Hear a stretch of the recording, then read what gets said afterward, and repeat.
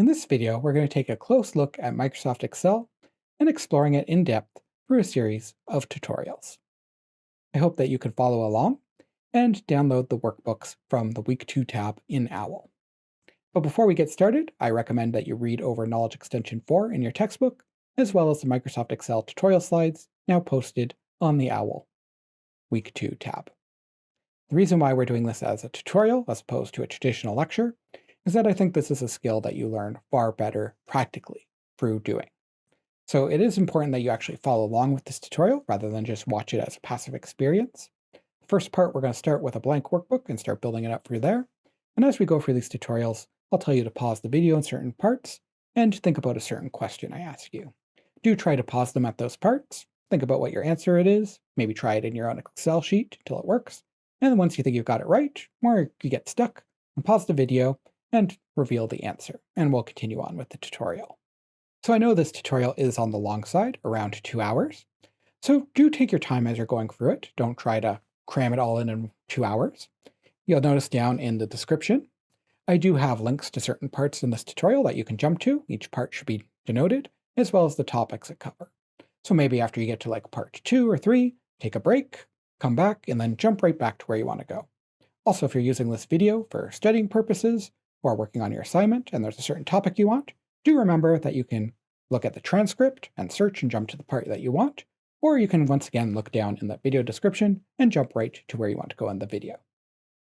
In part 1 of this tutorial, we're going to be giving a brief overview of Excel's GUI, this graphical user interface, as well as how we do some basic visual formatting on cells. So if you haven't installed Excel yet, make sure you watch my video on installing the software required for CS1032. Once you have Excel installed, it should either show up on your desktop. Here you can see one icon that says Excel, or if it's not on your desktop, you can probably find it by searching for Excel in the Windows Start menu. So when you first start Excel, you'll see something that looks like this. There'll be a few options here. So in most cases, you want to click on Blank Workbook, and this will give us a new Excel sheet. If you're interested in learning more about Excel, some of these options, shown to the right here, will give you tutorials and overviews of some of the features of Excel. So these might be good options when you want to learn more about Excel, but if you want to create a new Excel document, click on Blank Workbook. So you'll see down here, we have a little zoom indicator. So right now it says 100%, so I'm going to increase this to 150%, just so we can have a better look at everything on the video. So when you first start Excel, you'll notice that there's some numbers down the side and some letters around the top. So these numbers down the side are row numbers, and these letters at the top are column numbers. An Excel sheet is made up of a table of cells, and our cells are individual little spots where we can put data, and they are addressed by their row number and their column letter. So this cell right here, we put Hello World, would be considered to be cell, E5. And that's because it's in column, and we always list the column letter first, and it's in row 5. And we always list the row number second. And we can see that up here. It gives you the cell address. So for now, it'll just keep that in mind, and we'll start using that when we get into part 2 of the tutorial. But important thing is that each individual cell in a worksheet has its own address, given by the column letter and the row number.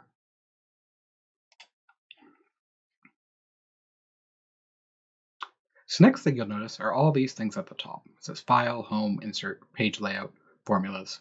These are different tabs. What the tabs do is they change the features that are displayed in the ribbon.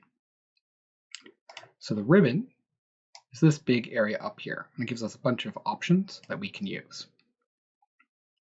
So right now we are on the Home tab, and the Home tab mostly displays formatting options to change how our cells look visually. We also have tabs for inserting new items into the sheet. We've got ones that affect this page layout. We have ones that are for inputting data into your sheet. We've got review features like spell checking. And we have things that change how we view or visualize the sheet, like zoom level, if we're displaying grid lines or not. And We'll go into some of these in a bit, but for now we're going to focus on some cells. So to start with, we are going to be just entering some data. So one common thing we want to use Excel sheets for is storing data in a tabular format.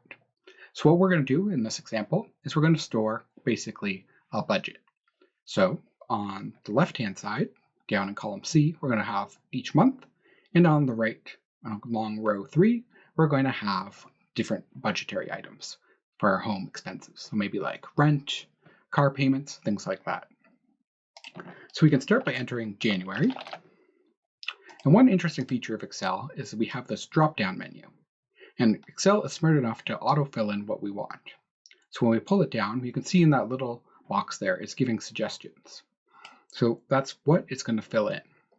In this case, it's smart enough to know that after January comes February, after February comes March, after March comes April, and basically fill that in for us. So we didn't have to type all those out individually.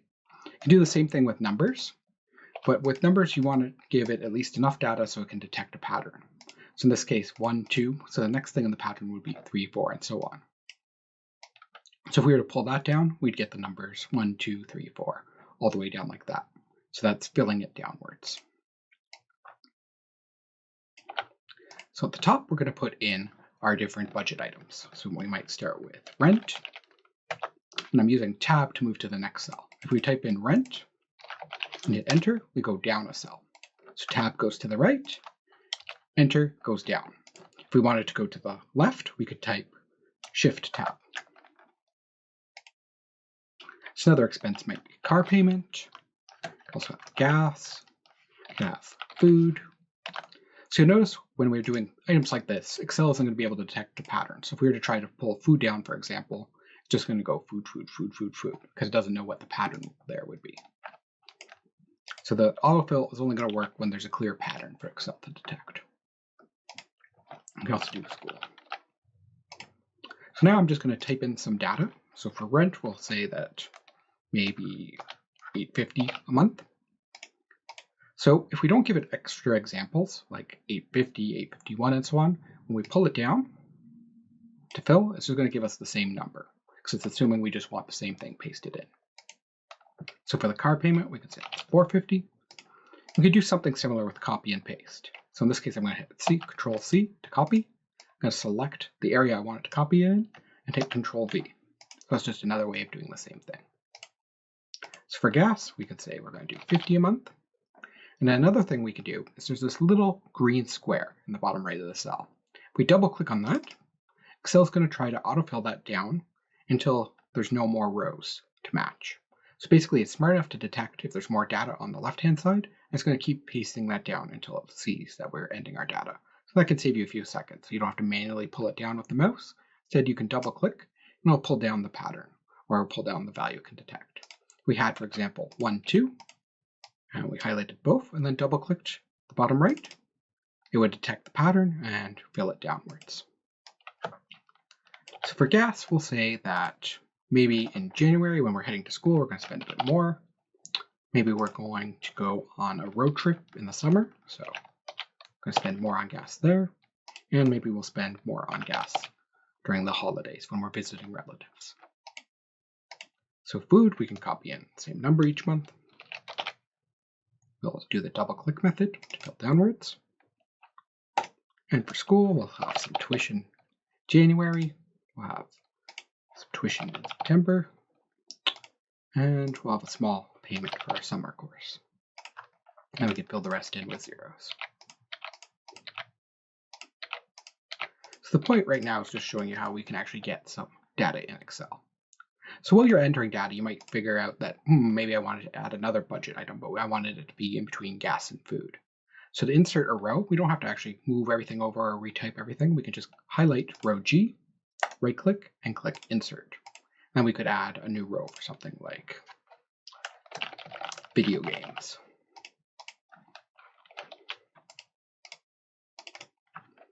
So same thing with rows. If we wanted to add an extra row, we could click on the row and hit Insert, and I'll insert above that row that we highlighted. Since I didn't want to do that, I'm going to hit Control Z to undo. So one thing you'll notice is the end of September here is a bit cut off. So are the R's in November and December, as well as the rest of the word video games. So the problem here is that our column widths aren't big enough to show the whole thing. So to adjust a column width, you simply drag on the line and you can change the width. So you can pull it further, pull it shorter. And one trick is if you double click on this line, Excel will auto size it for you. So it will just fit the text. So we can double click here and it'll just fit the text here. It also works in the other way to make cells smaller, like this. And the same thing is true of rows. So we can make rows bigger, or we could double click to make them smaller. If we wanted to be really picky about it and set an exact width, we could right click on the row, select column width, and type in an exact number, like 15. And that would change the width of the row. So something else we'll want to do is maybe put a nice header at the top of our document, or a title to the document. So we can say my costs. And maybe we also want to say the date we made this.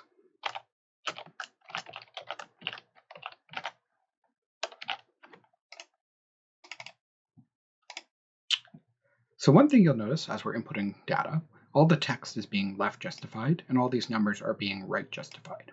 The reason for this is Excel is noticing that this is text, and by default text is always left justified. It's also noticing that these are numbers, so it's formatting them as a number and right justifying them. So if we want to input a date, let's say May 4th, 2020, and you'll notice that it changed from the text we typed in to this differently formatted date. Reason for this is Excel detected that that was a date, and it's actually going to format it in the system's local date format. So that could be slightly different on your own computer. It's whatever your default date format is on your setting will be what it changes to right away. So we might not want to use that date format. We might want to have a different date format we had in mind. So the way we get into that is we go right click, we go format cells, and this gives us a bunch of options to basically tell Excel how we're going to format this data.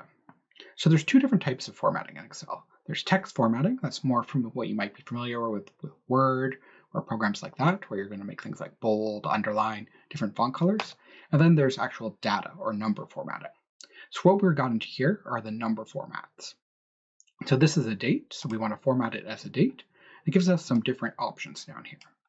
So for data, Excel can actually interpret them differently and display them differently based on its interpretation. So in this case, we might want to be a little more fancy and say the whole month name and then the year. So we can select that option and we can see that it changes. But even though it's displaying it differently, Excel still knows that it's the same date, and that will become important later. So for the same thing, for all of these numbers over here, these are all dollar amounts, but they don't have like a dollar sign or anything like that. So we want Excel to still recognize these as numbers and not text. So we're going to have to give it a number format. So we could do the same way I showed by right-clicking, going into Format Cells.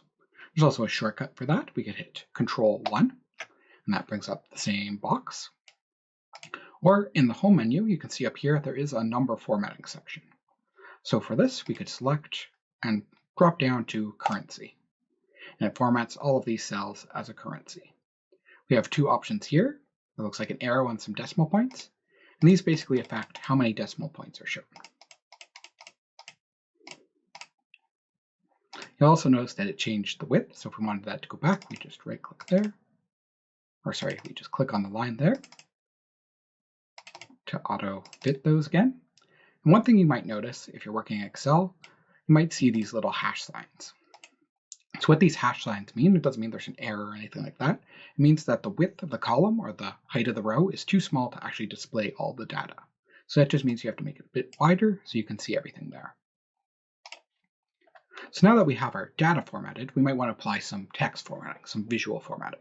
And this works very familiar, or this should be very familiar to you if you've ever used a program like Word or a word processor. It has the same sort of options, and you can see them here already, the font formatting options in your Home tab. So we might want to make all these months bold. So I hit Control B, that's one way we can make them bold. Or we can actually go up and click bold. We might want to, for example, make this bold as well. Maybe make these titles red. So we're changing the font color here. So we could actually drop down and select different font colors, or I could just select red. And So for my costs, we want this to be a title for the document that's actually centered across the whole document. But if we just click center, it's only going to center within the cell. So these alignments are like right justifying, center justifying, etc. within the cell.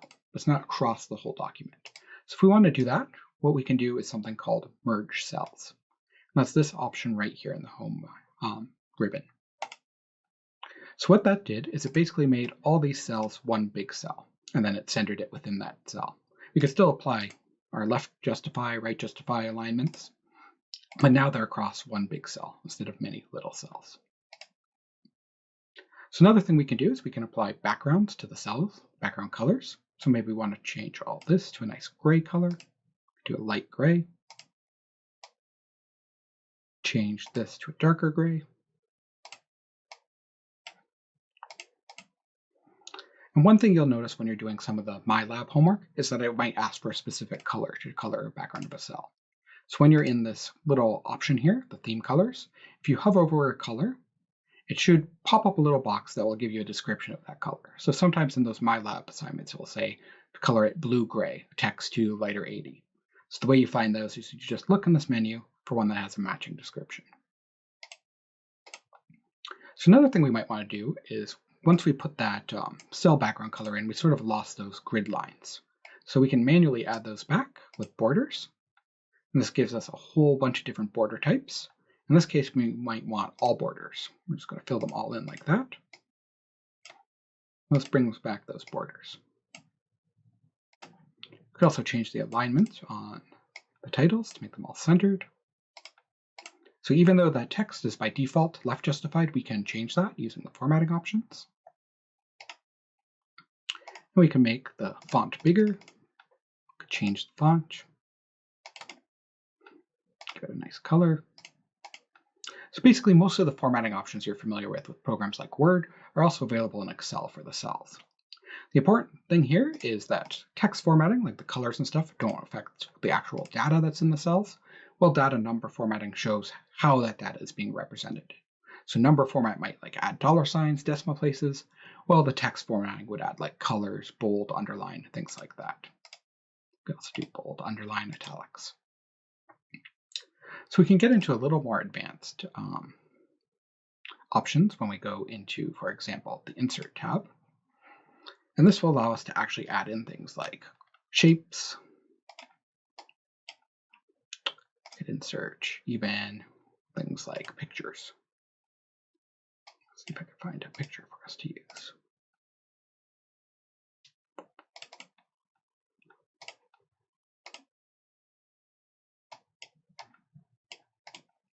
So the important thing to note about these shapes and pictures that you insert for the Insert menu is they're not bound to a single cell. So they're not actually contained in a cell like all our data. They're just sort of visual things that you can add to make your spreadsheet look a bit better. Another thing we can do in page layout, and page layout ribbon mostly affects how this document's actually going to be printed if we printed it. There are some things that will change the visual appearance as we're viewing it in Excel, but for the most part, these are all things that will change how it's actually printed. So one thing we can do is we can change the margins, we can change the orientation. So if this is going to be printed as a portrait piece of paper or a landscape, we can change another important one over here is the scale. So right now, it's going to just sort of automatically decide where to cut up this document if we were to print it. So it might cut down here, which wouldn't be ideal, or it could cut down here so they won't be on the same page. So we can give Excel some hints about how to actually format this for when we print it. So first what we can do is take a look at what it will look like in a print preview. So right now, if we were to print this out, we'd sort of get part of it on one page and part of it on another page. So that might not be very desirable. So what we can do is we go to width and we say one page. So we're saying we'll fit everything widthwise on a single page. We do the same thing for height. If we did one page for width and height, everything would have to be squished on a single page. But it's important to note that if you start moving things further and further to the right, everything is going to get shrunk down more and more when you print it. Page Layout tab also has things like grid lines. We can disable our grid lines. So normally when you print, the grid lines won't be shown. So mostly grid lines is just for a visual effect within Excel. One thing you might notice is that I went to sort of a print preview mode, and we can control that in View.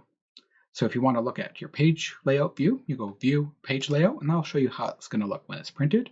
If you want to go back to a normal view, you hit View, and you click Normal. This back.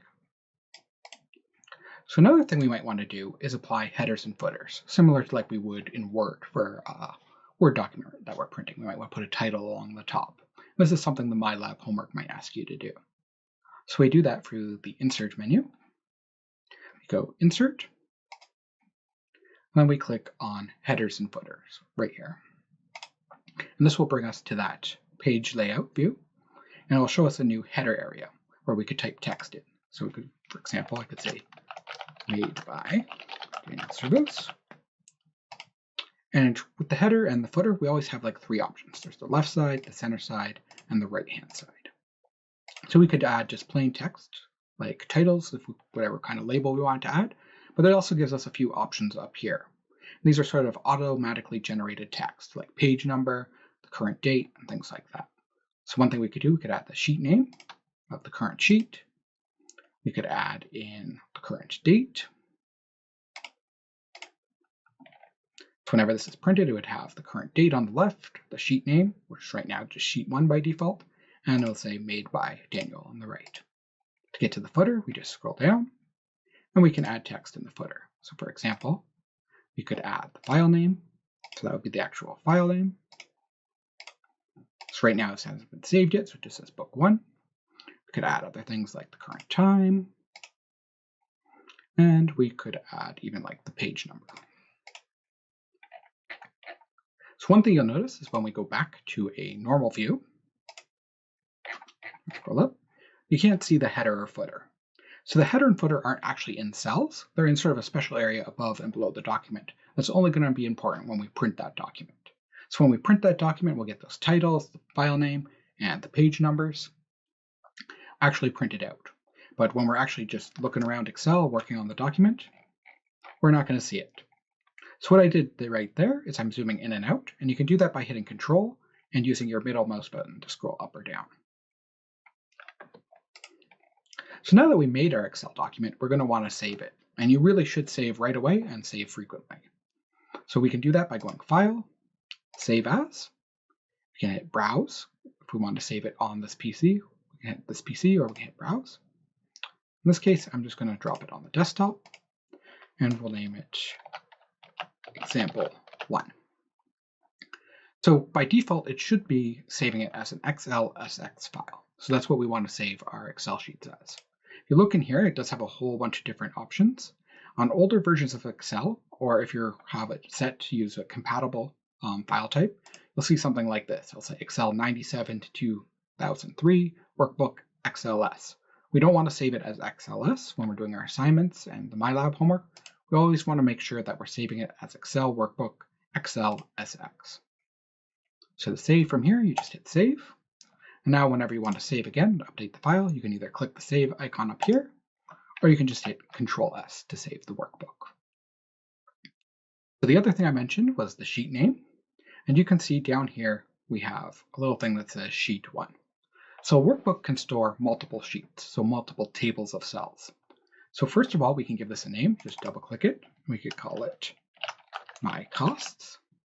And we could add in another sheet, call it like My Grades. We could start entering more data in here, like courses 1032, 2034, 2211, and then like some grade. So important thing to note is you can see that this sheet has its own addressing. So D6 in the My Grade sheet is not going to be the same as D6 in the My Cost sheet. So you could have any number of these sheets in your workbook, but each one of them is going to have its own address system for these cells. And that about brings us to part 2. And in that part, we are going to start talking about how these cell addresses work and how we can reference cells. In part 2 of this tutorial, we're going to be taking a closer look at cell references and some basic mathematical formulas. So here I just have an Excel sheet up, and I'm going to type in basically the cell name of a few cells. So this is cell C4, If you recall from before, in the last part 1 of the tutorial, we said that a cell is named or addressed by its column number, in this case C, and its row number, in this case 4, and shown up here as C4. So we could look across, we see that that's in row 4, it's column C, so we call this cell C4. In this case, I've just typed in the name C4. This could still hold whatever we wanted in that, just like we saw in the other part. It could be like hello world. But for now, we're just going to give a few cells the same values as their address. D4, E4, F4. So we're down 1, so now this is C5. It's going to be D5, E5, and F5. So if you ever have any doubt what your cell address is, you can always see it up in the right-hand corner here. So we're down another row. Now we're going to be at C6, D6, and we're going to be at E6, and we're going to be at F6. So we saw so far that we could put in numbers, we could put in text, could put even dates. But another thing we can put in Excel cells, other than actual data, are references to other cells and formulas. So a formula in Excel always starts with an equal sign. So you can see here I typed in equals. And that can be followed by either a mathematical expression. For example, we could say 1 plus 1, or we could do 2 times 3 for multiplication. You can even do powers, so 2 to the power of 2. And then we can even do things with strings, like we could say hello and world, and that basically concatenates 2 strings together. We can even do logical operations like is 3 greater than 4? So it's false because it's not. Or we could say is 4 greater than 3? That's going to give us true because it is. But another important thing we can do in these formulas is reference other cells. So I could say equals cell C4. So this is saying we're going to make this cell equal to whatever's in cell C4. And you can see once we type in a cell reference, Excel highlights the cell in that color. So since we typed in C4, it's showing C4 highlighted in blue. And when I hit enter, it says C4 because it's referencing that cell. So it's important to note that this is a reference. So it means Excel is actually looking up the value of the cell each time. It's not copying and pasting the value in. So for example, if we change this to cat, this cell will also change to cat. And if we were to, for example, now reference down here, E12, this would also be cat because it's referencing this cell, which is then referencing this cell. So if we went back here and changed it to like dog, they all update. So far that's pretty straightforward. I'll change this guy back to C4. But what's really special about Excel is what happens when we start pasting and copying these cell references. So we're going to start another formula, and we're going to reference another cell. This time we're going to reference cell D5. So I could type in D5, or we can also just click on D5, and Excel types it in for us. That's a little bit easier. Now what's special is if we were to copy and paste that cell, the one with the formula equals D5, into cell F12, you can see that it now says E6. And if we look up here in the formula bar, this tells us what the actual formula is in that cell. It says the original cell is equal D5, but when we pasted it, the formula changed to equal E6. The reason for this is called a relative cell reference. So that means when we copy and paste it, it's going to update based on how far away it was copied and pasted from that original cell. So in this case, we pasted 1 over and 1 down.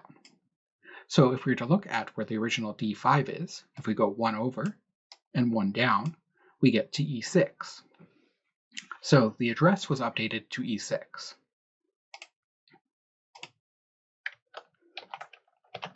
So for example, if we change this reference to be cell C4, and we copied and pasted it down here, we get cell C6. The reason why is we went down 2 cells, so the reference is going to be updated 2 cells. And if we look at the formula, it now says C6, even though the original one was C4. So basically, whenever we have a cell reference in a formula and we copy and paste that, it's going to update that cell reference. What's also interesting is when we pull it, like we saw in our other example where we're doing with just data, if we pull references, they also will paste in, but they update each time. So in this case, we pulled to the right, so that means we went to the right once. So the cell was updated from C4 to D4. We pulled to the right again, so it's updated to E4, and we pulled to the right again, and it was updated to F4. If we, for example,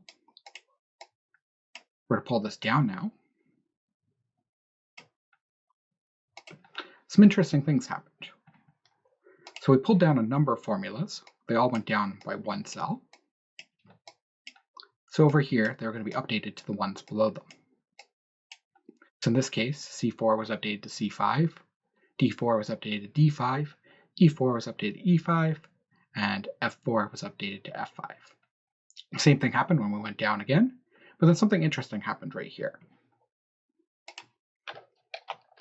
So what happened here is we pulled it down again, and now it's referencing cell E7, or C7 rather. But cell C7 doesn't have anything in it. So by default in Excel, if you reference an empty cell, either just like this, saying equal E7, or we do it in a formula, we'll see some more of those later, but we try to do it in a math formula, Excel will always replace an empty cell with a 0 when it's done in some sort of mathematical operation like addition, multiplication, things like that. So in some cases, we don't want this to happen. We don't want the Excels to change when we paste them. So for example, maybe we had an important cell up here. Let's say we had a tax rate. We had 15%. We always wanted to reference this 15%. If we did something like equals B1, and then we pasted this somewhere else, we're now getting D4. So why are we getting D4? So one thing you should try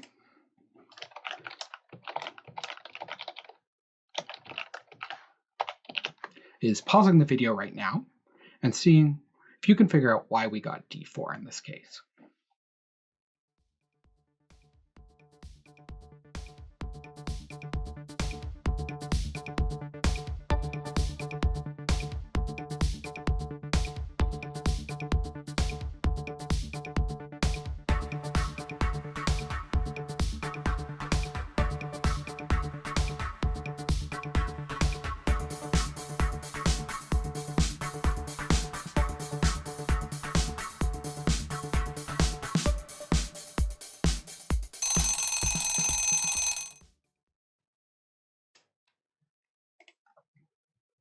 So what happened is we look at the references. We see equals D4. The original was equals B1. So we pasted down 1, 2, and then down 1. So if we do the same thing, we go 1, 2, and then down 1, we can see that we're at cell D4. So that reference here, equals B1, was updated to equals D4 because it went the same amount to the right and the same amount down. But we might not want that to happen. Maybe we always want to reference that tax rate. So there is something we can do, and that's called absolute referencing. So the way we express that is we put $signs in front of both the column number and the row number in this case. And that basically tells Excel, lock in that column number, lock in that row number. So when we copy and paste it, neither of those will change. So you can see we have the absolute referencing. So when we go Control-C and copy it to different places all over the sheet, it's always going to be that equals B1. And this is still a reference to the cell. If we were to change this to 12, I should say 12%. All of those update because they're not copying and pasting data, they're copying and pasting an absolute reference. So let's clean those up. So you saw that we put a $sign in front of both the B and the 1. So that locks in both the column and the row. If we wanted to, for example, we could just lock in the column. So in this case, I'm putting the $sign just in front of the C. We're just locking in that column. We're just making the column the absolute part. Then when we paste it down, it's going to act as normal. And we can see that only the row number is changing. That's what we'd expect. But when we paste it to the right, we're still getting those C4s. And we paste those down, only the row is updating. So you can see because that $sign is in front of the C, whenever we paste it, it's always going to be a reference to column C. But it will still update the row number. So we could even copy it and put it way over here. It's still going to be C4 because the column will never change.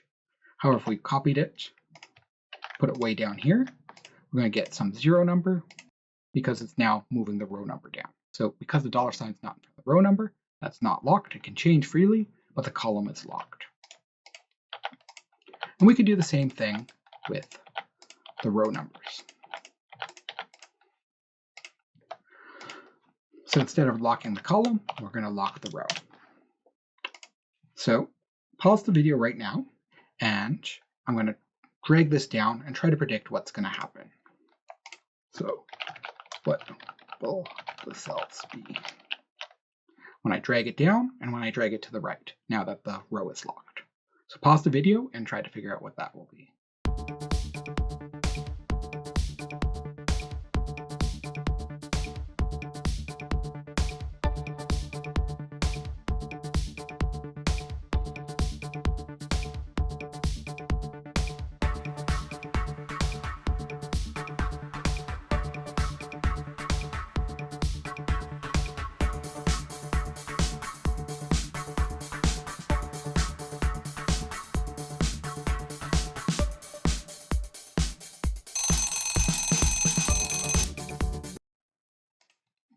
Okay, so we're going to give it a try. So we're going to pull it down 2, and we're going to pull it to the right by 3. And hopefully that's what you predicted happened. In this case, we started with C4, with the row being locked in. So when we dragged it down, the row didn't change. And since we're in the same column, there is no change. When we moved over a column, into column F here, we have to update by 1 column. So it went from C to a D. Though even though we're in different rows here, since the row is locked, it's still in row 4. So we're still referencing the same row. So it's the exact same idea as we saw before with the locked in column, except now we have a locked in row. So another thing Excel allows us to do is something called named cells. So when we're on a cell, for example C4 here, we can click up in this box. I'll highlight it just to make it a little more clear. This box here, where it was showing what the actual cell address is. And we can edit that to a different name. So we can't put in another cell address, but we could put in something like my cell and give it a special name. So now, if we're way over here, we can say my cell, and it will look up that name of the cell. And one special thing about named cell references is that they're not going to update when we pull them. So now if we pull it all over here, pull it down there, copy and paste it around, it's always going to be equal to C4 because we're saying equals to that named cell.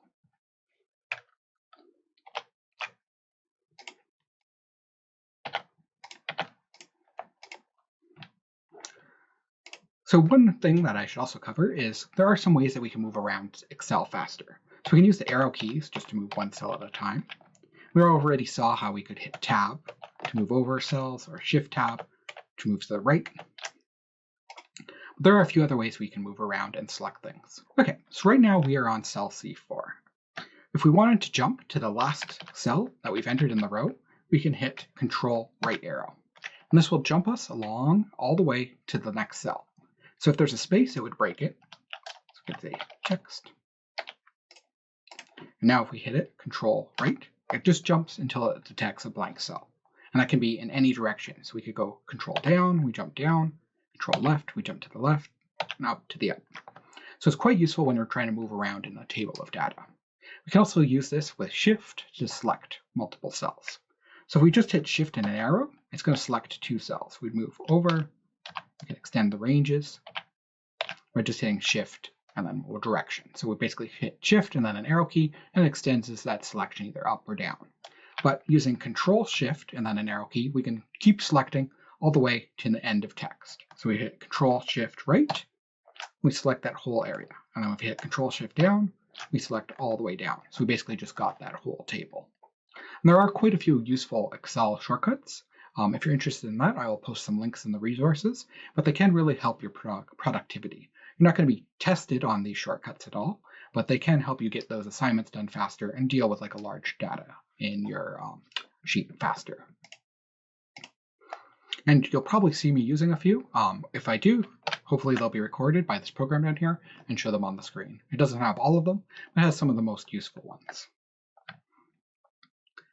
So if we recall from before, I said that we can have multiple sheets in our workbook, and that the sheets have the sheets have their own addresses for each sheet. So for example, even though cell C4 has the text C4 in the sheet, in our other sheet, we could type something else in here, like hello.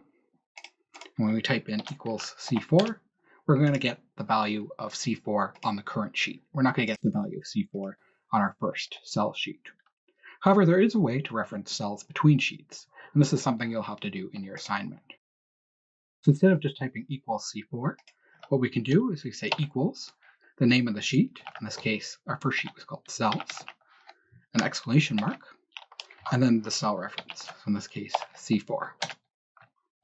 And we're getting the value C4 because it's referencing the cell over here. If we were to update that to something else and look back in the sheet, it will update the value over here because we're looking at the other sheet and then we are pulling the data from it. So one easier way to do that is we type equals.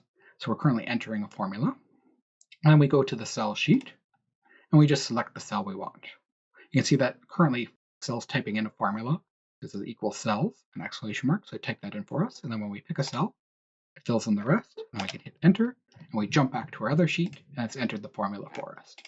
So we can either enter it by hand like that, or we can type equals and then pick the cell that we want, just like in other cells.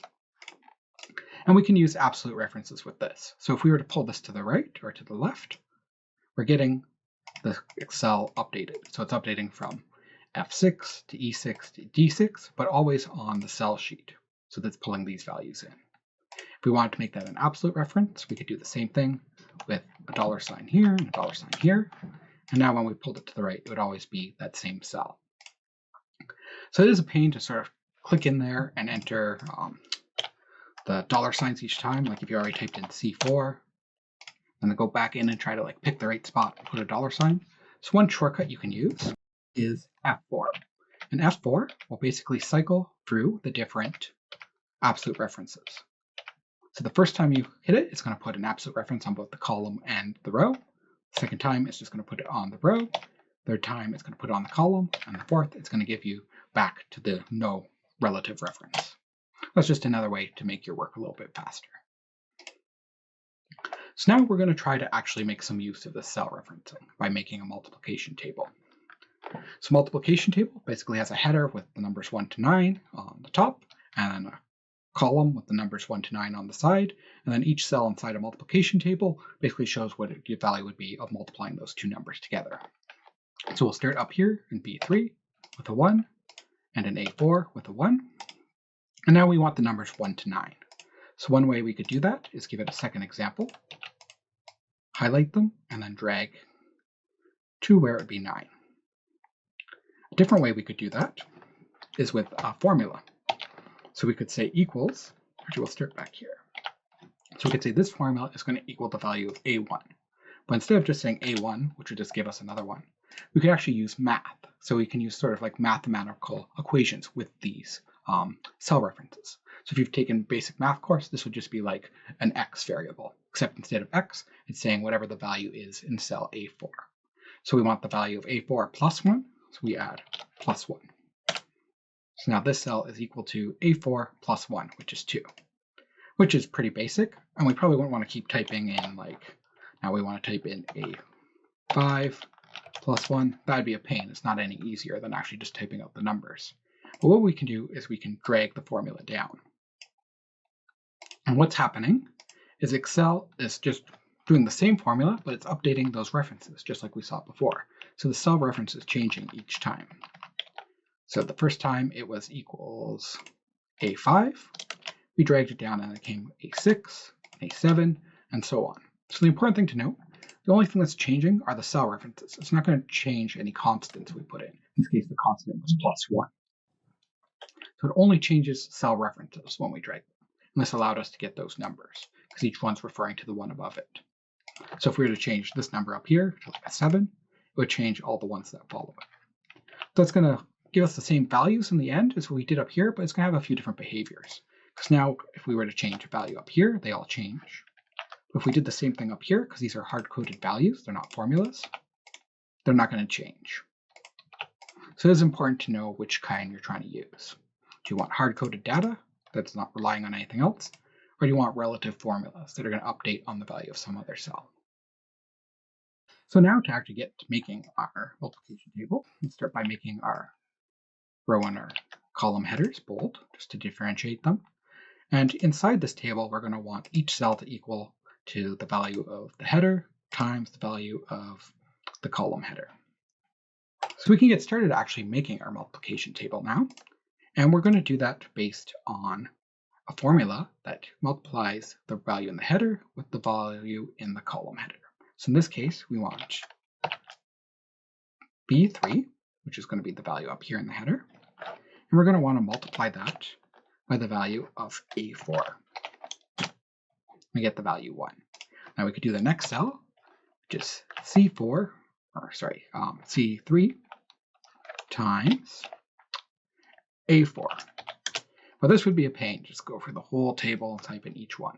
So you might be tempted to drag again. So we got our formula up here. We got B3 times A4. So surely we can just drag it, that, and drag it down. But seems like something went wrong. So at this point, I want you to try to figure out what went wrong. Let's take a look at that. So this was the first cell, and we dragged it to the right and the bottom. Pause the video, try to figure out what went wrong and how do we fix it.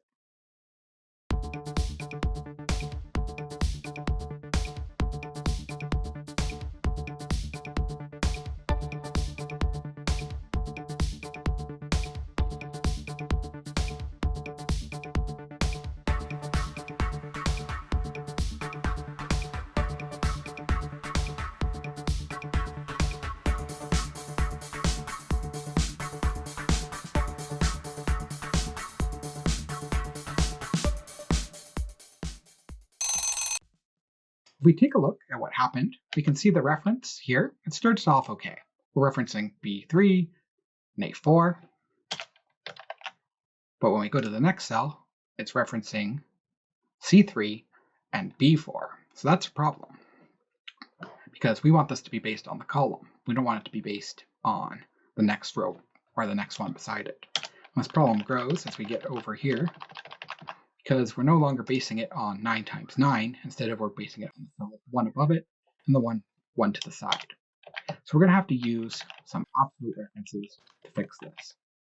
And this one's a bit tricky, because we can't just make them both all absolute references, because if we pulled it now to the right and down, we're always going to get the same result, because it's always referencing the same cell.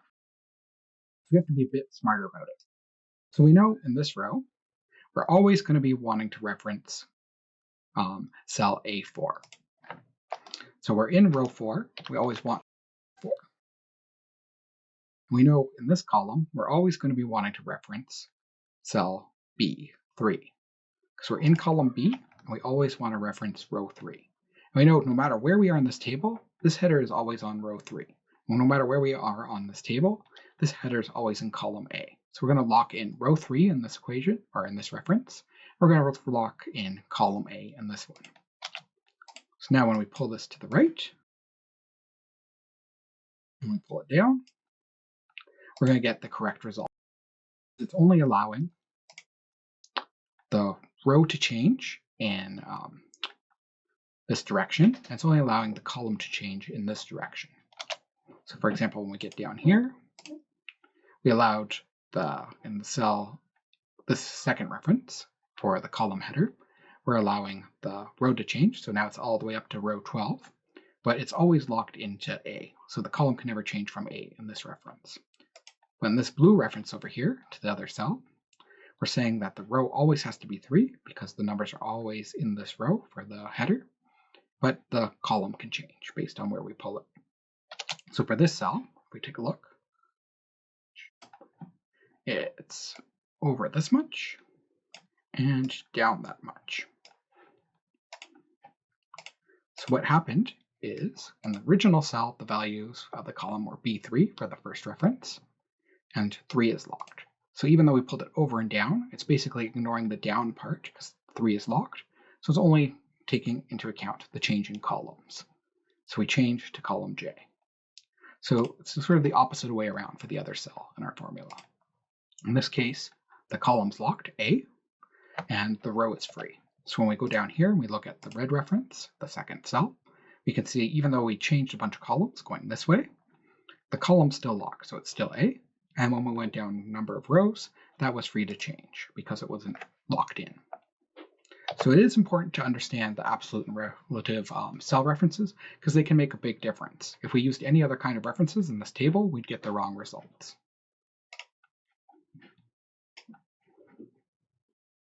So one other thing that can make it a little bit useful to see what's going on in your worksheet is a shortcut called Control tilde.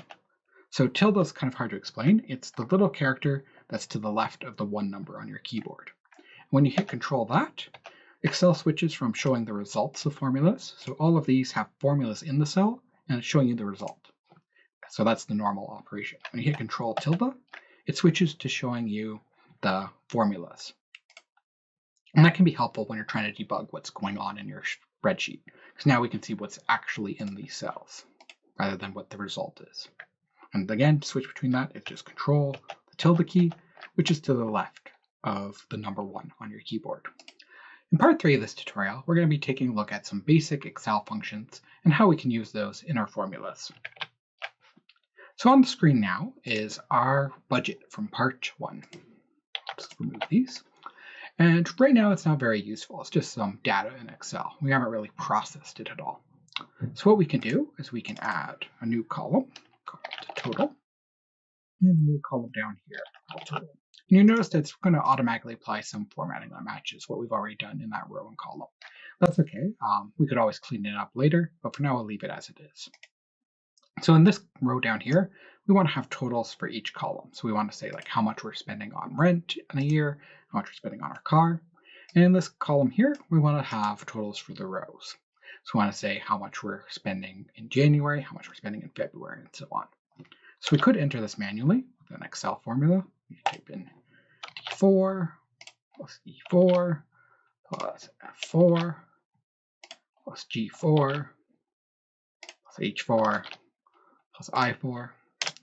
And that would work fine, and we could pull it down. But it's a bit of a pain, especially when we want to do the one down here, where we'd have to type in D4, D5, D6, D7, all the way down. So what we can do is we can take advantage of Excel functions. So these are built-in functions made by Microsoft that basically already encode how we can do some mathematical operations. So there's ones for things like average, summations, all kinds of statistical and financial ones.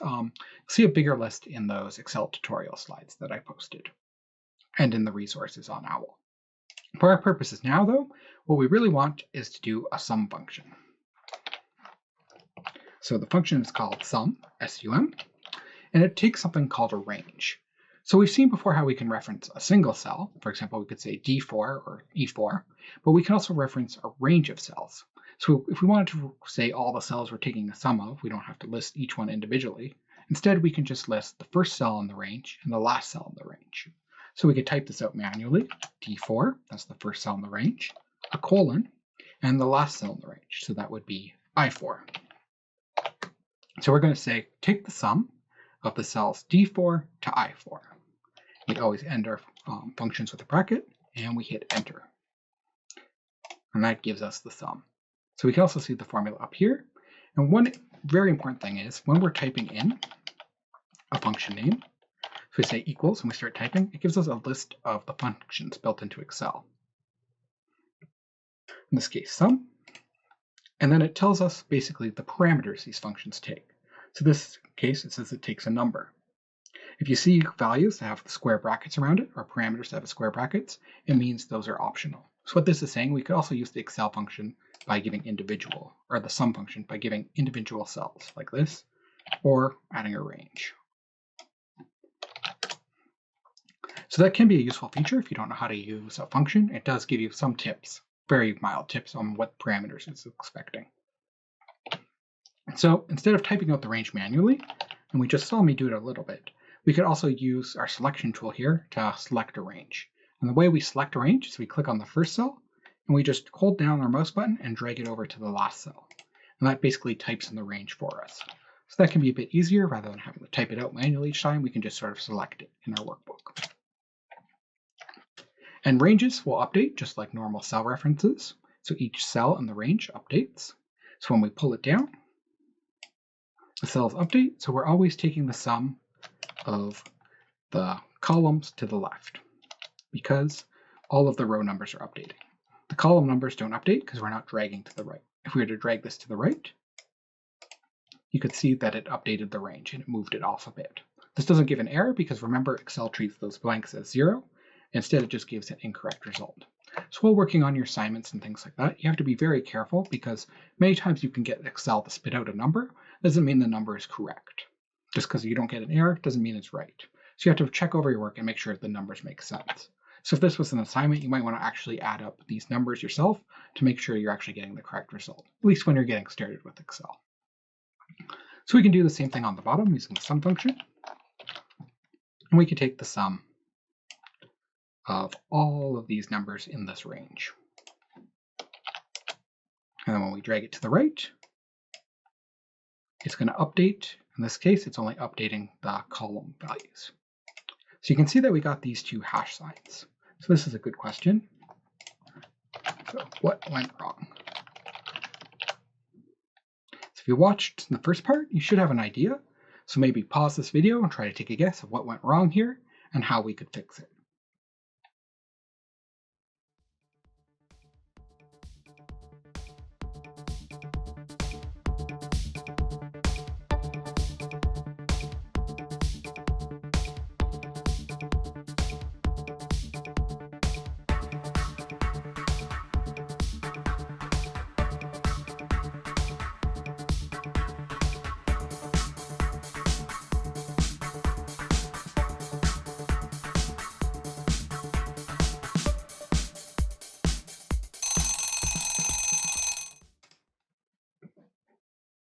So in this case, nothing actually went too wrong. This isn't an error, it's just telling us that we haven't given enough width in this column to display the whole value. So to fix this, all we do is we just pull to the right, and we can make it bigger so we can display the whole number. So something like that happens where you're getting all hash signs, it just means you need to give a little more space for it to display the whole value. So in this square down here, maybe we want to know the whole value of all these numbers, the total value of the budget. So we could take the sum of this, or what we could do is we could use a two-dimensional range. So instead of just selecting a single row or a single column, we can select this whole table. This says it's still being referenced the same way, the starting cell D4, the ending cell I5, or I15 rather. And that's going to take the sum of all of these values inside that two-dimensional range. So ranges can also be two-dimensional. And just like with normal cell references, we can also use absolute cell references in them. So now if we were to paste this over here, we're going to get an error because it's going to be invalid block. So for example, we also pasted it over here. We can see that it's basically moving this big two-dimensional range over more and more. So the reason why we got an error here is because it's being self-referential. So if you get a loop, so in this case it would have been referencing the same place as taking the sum of, you're going to get an error like a ref error. So what we can do is if we want, we can actually add those absolute references back on. So we need to do it on both the columns and the rows of all of them. Since that's an absolute reference, now we can paste it wherever we want. It's always going to reference that same two-dimensional range. So it's always referencing here, it's always referencing there. So the same rules apply to ranges as they do with cells when we're talking about absolute and relative referencing. So now we're going to take a look at a more realistic example. So in this sheet, I have a bunch of student names and grades. And this is supposed to simulate basically the grades being entered for a course. In this case, we can pretend it's 1032, but all these are just made up names and made up assignments. So on the top here, we have a bunch of assignment names, quiz names, and a final grade. Here we have a list of students. Here we have what section they're in. So there's 3 different sections. There's section 1, section 3, and section 659. And at the bottom, we have different weights for these components. So we could just simply take, for example, the average of all of these. And this is using the average function. But that wouldn't be giving us the correct course grade because it's not following the weights listed down here. So what we could do is we could say equals C4. And since these are all out of 100, it makes it really easy to simply multiply them by the weight. So we're saying D4 multiplied by the weight down here, D16 plus up here, E4 times E16, the weight, plus F4 times F16, G4 times G16, plus the final exam, H4 times the weight, H16. So that correctly calculates the course grade. Basically, we're multiplying each assignment value, each quiz value, by the weights down here, and since they're out of 100, when we add them all together, that gives us the course grade, correctly calculated with weights. But when we try to pull this down, like this, we just get a bunch of zeros for the other students. So the question again is, what went wrong? So recalling what we talked about with cell references, try to pause the video and figure out why this didn't work. And I'll give you a little look at what the cell was up here and what it changed to down here. Once you think you have it figured it out and how to fix it, you can play the video again.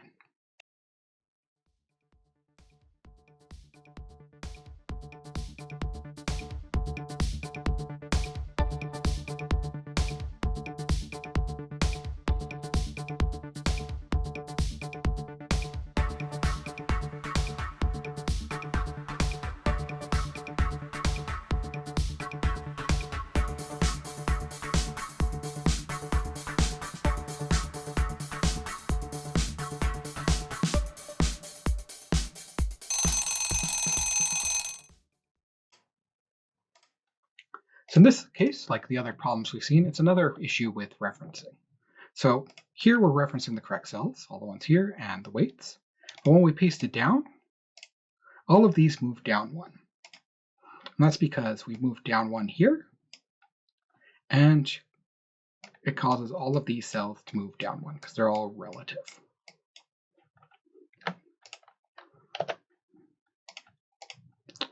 So what we can do to fix this, if we go back to the original one, we want to lock in all these values because they should never move. It should always be this value for column C. For assignment 1, it's always this 10% here. So we don't want to hard code in 10% because that means we couldn't change the cell value. Instead, we want to basically hard code where it is, and we do that with the absolute reference. So I'm going to use F4. And what F4 does, if you recall, is it basically automatically puts in those absolute reference $signs for us, so we don't have to just type them in. So I do that on each one of these cells here, hit enter, and now we can pull it down, and we get the correct values. So it is important that we don't put them on the actual ones that are for the assignment value. And that's because when we go down to the next row, it has to update for that student. So we always want it to update for the student, but we want the weights to remain static, locked in there. So the next thing we want to do in the sheet is we have some statistics down here we want to do about the course grade. So we want to take the average for each assignment down here, and we want to take the average for the course grade. So there's a function in Excel called average, and it does exactly what you think. It takes a range or a list of cells, and it gives you the average value. So we select the range here, and we hit enter, and we get the average.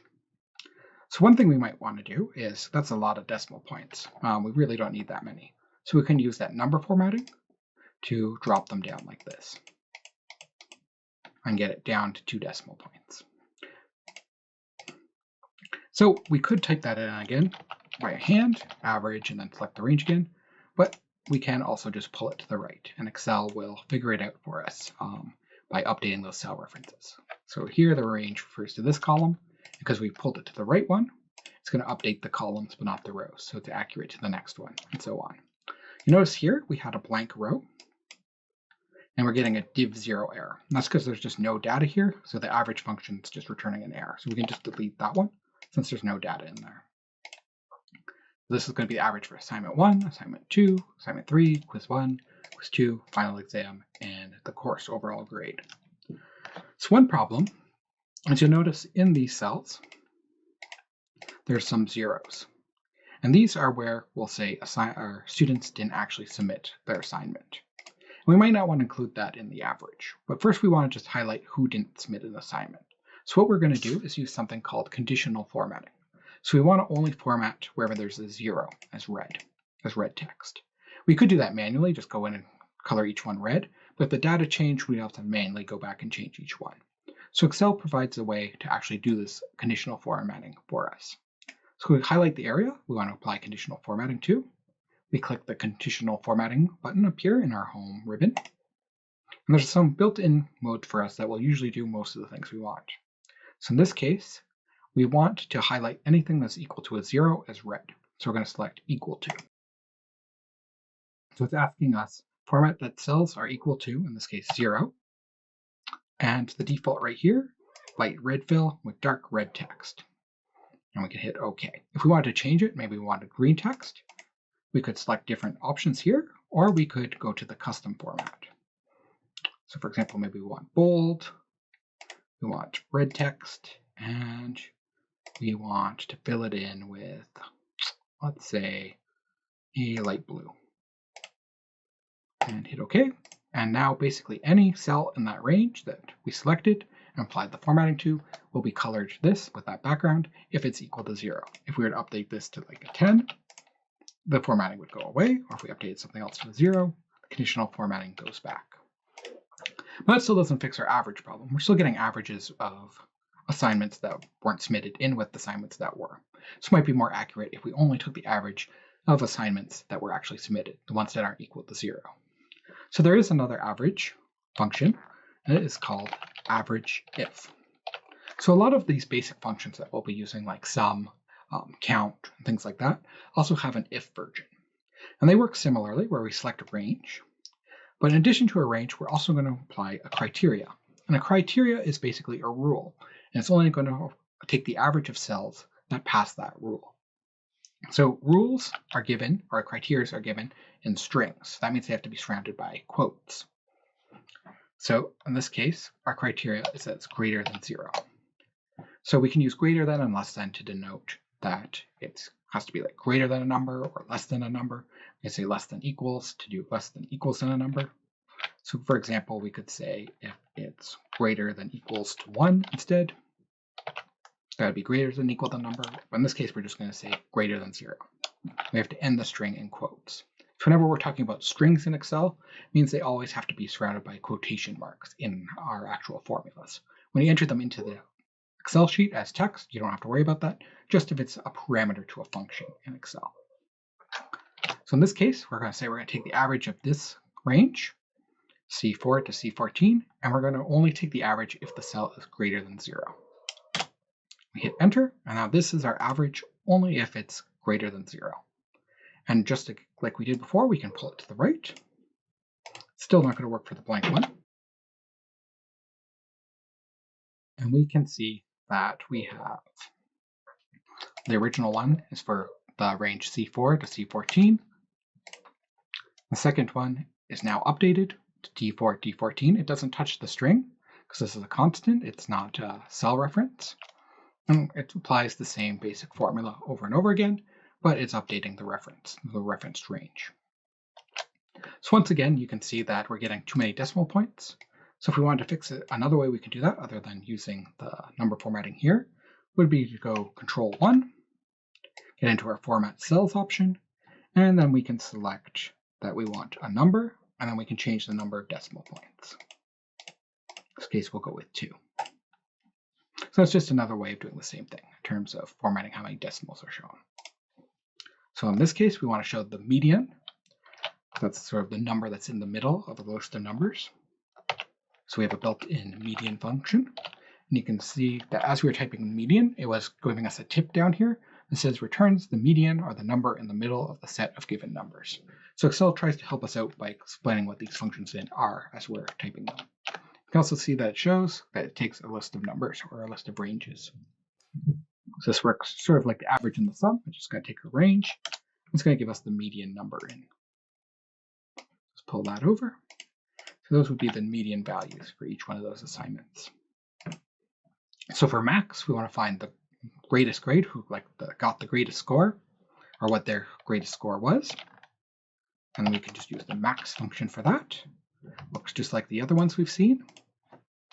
It's going to return the largest number in that range.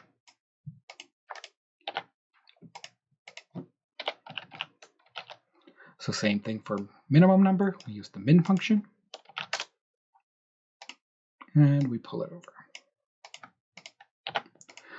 So one thing you'll notice is that we're getting a lot of zeros. And that makes sense because there's a 0 in all of these, so that's going to be the lowest. But that's not really helpful to us. I mean, we know that students didn't submit, so maybe we want to get values for the lowest that was not 0. So once again, there is a similar function to get the minimum, but apply some criteria. And we'll take a look at that now. So unlike the other one, it's not min-if. There is no min-if function. There is a min-ifs function. So it's very similar in concept, but the parameters are slightly different. So in this case, we can see that it says we're going to start with a range. So the range are the ranges that we want to take the minimum of. Then we're going to have something called a criteria range. So we'll get into more of what the criteria range is, but for our case right now, it's just the same as the range we're taking the averages of. Our criteria is very simple. It is simply greater than 0 once again. So min-ifs is quite powerful, just like the ifs version of functions. So most functions have both an if version and an ifs version with an s on the end. And we'll take a look more at those ifs functions in a second. But this is basically how we got the minimum without counting zeros. We have 2 ranges, they're the same in this case, and we're saying greater than 0. So we're only going to take the minimums of ones that are greater than 0. Lastly, we want to get the number of submissions for each assignment or each quiz. So there's a function called count, and count basically counts the number of numbers in a certain range. So if we did that, we'd get 11. We're saying count that range, and it's 11. It's not very useful though, because it's counting the zeros, because they are numbers. This would work if, for example, instead of zeros, we just had blank spaces. Then it would count 9. But since we actually have zeros entered, we're going to have to use a little more advanced function, and that would be the count if version. And that works just like average if. It takes the range and the criteria, which is greater than 0. And that gives us the count that are greater than 0. I highly recommend taking a look at the if and ifs functions in both the Excel tutorial slides that I posted and the Excel documentation online, because they are quite powerful tools, but they can be a little bit confusing to use at first. And we're going to take a little more advanced look at them now. So over here in this table, what we want to do is we want to count how many students have a letter grade of A, how many have a letter grade of B, how many have a letter grade of C, how many have a letter grade of D, F, and so on. And we're over here, we have a list of basically what defines that grade. So anything higher than 80 would be an A, anything higher than 70 would be a B, anything higher than 60 would be a C, and so on. So one clue here is we're going to be using a count function of some kind. Down here, we used count if, because we're simply applying a simple criteria to the range. So we could do that again for this first one, because we just want to count how many students got a final course grade greater than 80. So that's easy enough. Well, maybe not that easy. Hopefully you were paying attention there and just caught the error I made in that formula. Let's rewind it a little bit.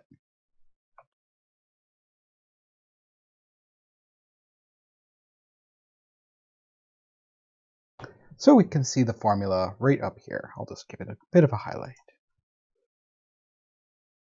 We can also see it in the address bar here. So I'd like you to try pausing the video now, take a good look at that formula, and try to figure out where I went wrong. There's some small thing with that formula that's not quite right, which means I'm not going to get the right result.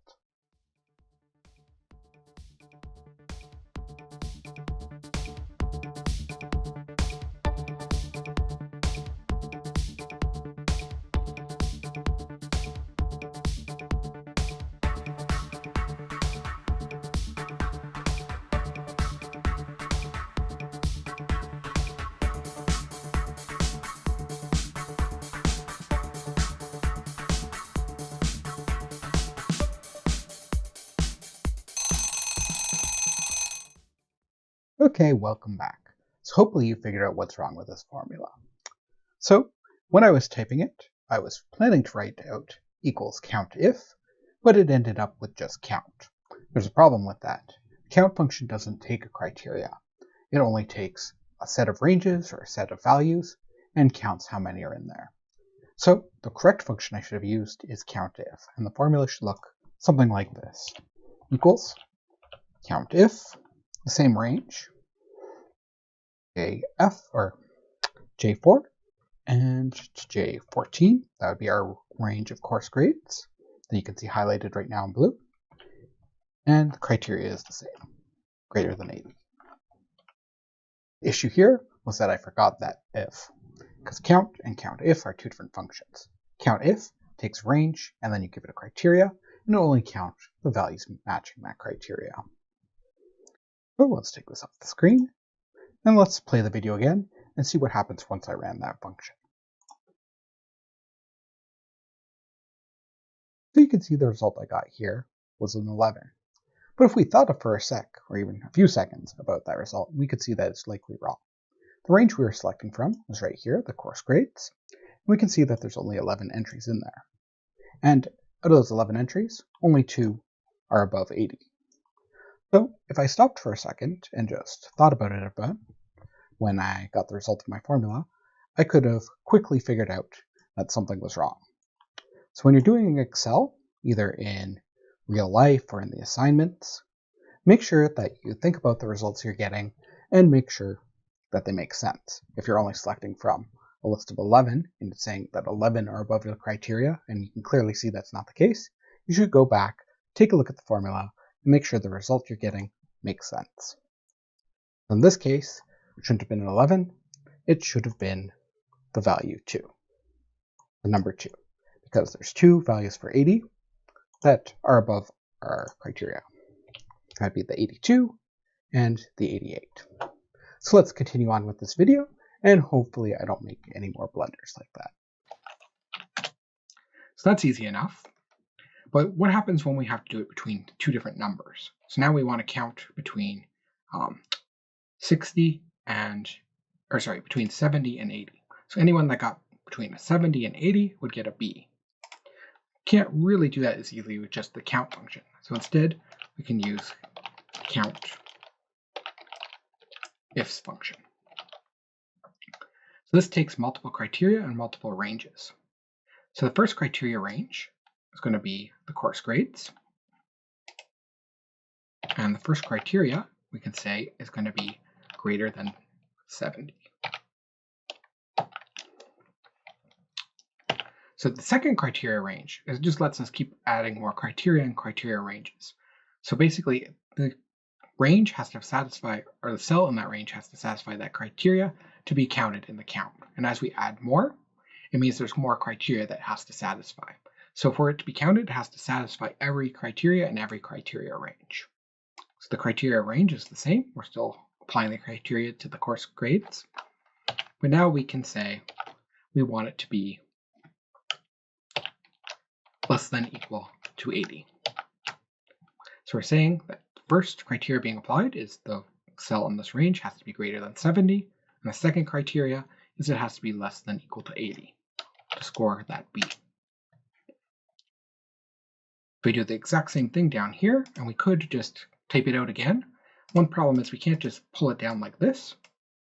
There's two issues here. First one is the range is changing on us because we didn't make it absolute. But even if we made it absolute, let's do this. Using F4 again. Even if we made sure the range was correct by pulling it down, the problem is the criteria aren't going to change.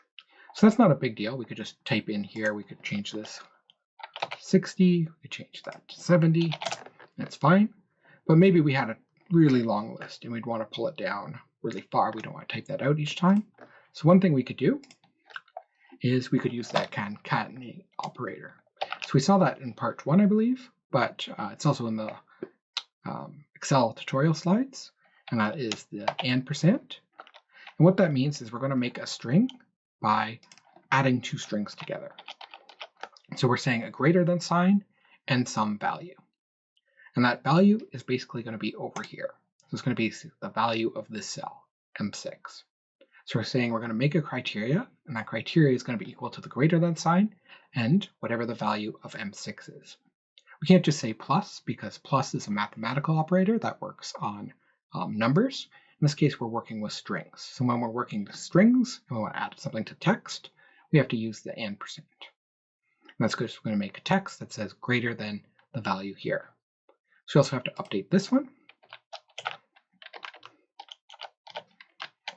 We're going to say concatenate with the value up one cell. So it's going to say it has to be less than equal to the value up there. And we could paste this down, and it will work correctly because those cell references aren't locked in, the M7 and the M6. So each time we go down, it's going to update the cells to drop down one. So the purple one's always going to be one above, and the red one's always going to be on the same line to get the correct counts. So the next thing we want to do is we have a few different sections in our data, 3 different ones, 1, 3, and 659. So what we want to do is we want averages for the certain section, we want a minimum for the certain section, we want a maximum for that section, and then overall the number that passed. So we can't simply just do a average if here, because that applies to a whole range. But we only want to count the ones that are for section 1. I mean, we could manually select just single ones that are in 1. Problem with that is if we change section numbers, or if we added more students to the list or things like that, then we'd have to change our ranges. So we want something where we can select the whole range or the whole table and have it automatically count them based on the section number. So in this case, we're going to use the more advanced average ifs function with the s on the end. And that's similar to what we saw with count, in that it takes multiple ranges and criteria to apply to that range. So for the first range, that's going to be the range that we're taking the average of. So we're always going to be taking the average of this range. And that makes sense. This is going to be the assignment 1 average. So I guess we actually want to take the course grade average. So we can move over here to course grade. So we're always going to be taking the average of the course grade. Now here's where it gets a little bit tricky. We have a criteria range. So in this case, the criteria range isn't the course grade, because we don't actually care what the grade is, we care what their section is. Well, that's okay, because we don't have to apply it to the same one. We're not actually applying the criteria to what the grade is. We're applying criteria to what the section is. The way this works is these two ranges have to be the same length, and they sort of have to line up with each other. So we know that the first element in this range is the section for this grade. And then we apply the criteria. So the first criteria is the criteria to that first criteria range. And in this case, we're going to say we want it equal to section 001. So we're saying in this range, the criteria range, it has to equal to section 001 for it to count in this average range over here. So if it equals section 001, Excel will look over, see that, and add it to our average. If it equals section 659, it'll look over and it won't add it to the average because it's not the correct section number. So that gives us the average for just section 001. So again, we can't pull this down, not just because we don't have absolute references yet, which we'll add now, but because that criteria won't change. It's sort of hard-coded to section 001. So we could do something like the concatenate that we saw before, where we go and the section number. But in this case, when we have a criteria, if we simply just set it equal to a value, it means that that has to be equal to that value. So when the criteria is a number, it means it has to be equal to that number. If we want it to be greater than or less than something, then it has to be a string with the greater than or less than. Since in this case it's just some text, we can simply just say equal section 001 or whatever is to the left of the cell. And that means it has to be equal to that section that's found in cell L12 to be counted in this average. The advantage of that is when we pull this down, it will now update. So we locked in all of these ranges so they don't change. The only cell that's changing when we pull it down is the one that doesn't have an absolute reference, and that's going to change what section we're looking at. So each time it's going to take a look at a different section number and just take the average for that section. So it's the same idea with min. Use min ifs. It works the same way. This is the range we're taking the minimum of. This is the range we're applying the criteria to. And this is the criteria, equaling section 1 in this case. We want to make sure that we have our absolute references, using F4 in this case. You can also type them in manually. And those gives us the minimum in those sections. And we could do the same thing here with max ifs. Again, takes the range we're applying the maximum to.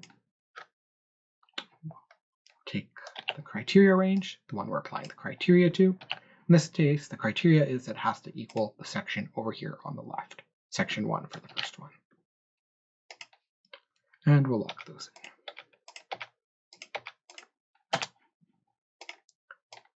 And pull it down. So in this case, we want to know how many students passed in each section. So this is a counting problem. So we're going to use count ifs again. In this case, the criteria range is going to be for the case of count ifs, the criteria range and the range that we're actually taking the count of are always the same. So in this case, we're going to look at this range and we want to know how many are passing grade. Oops. So passing grade is going to be equal to 50 or greater. So we say greater than or equal to 50.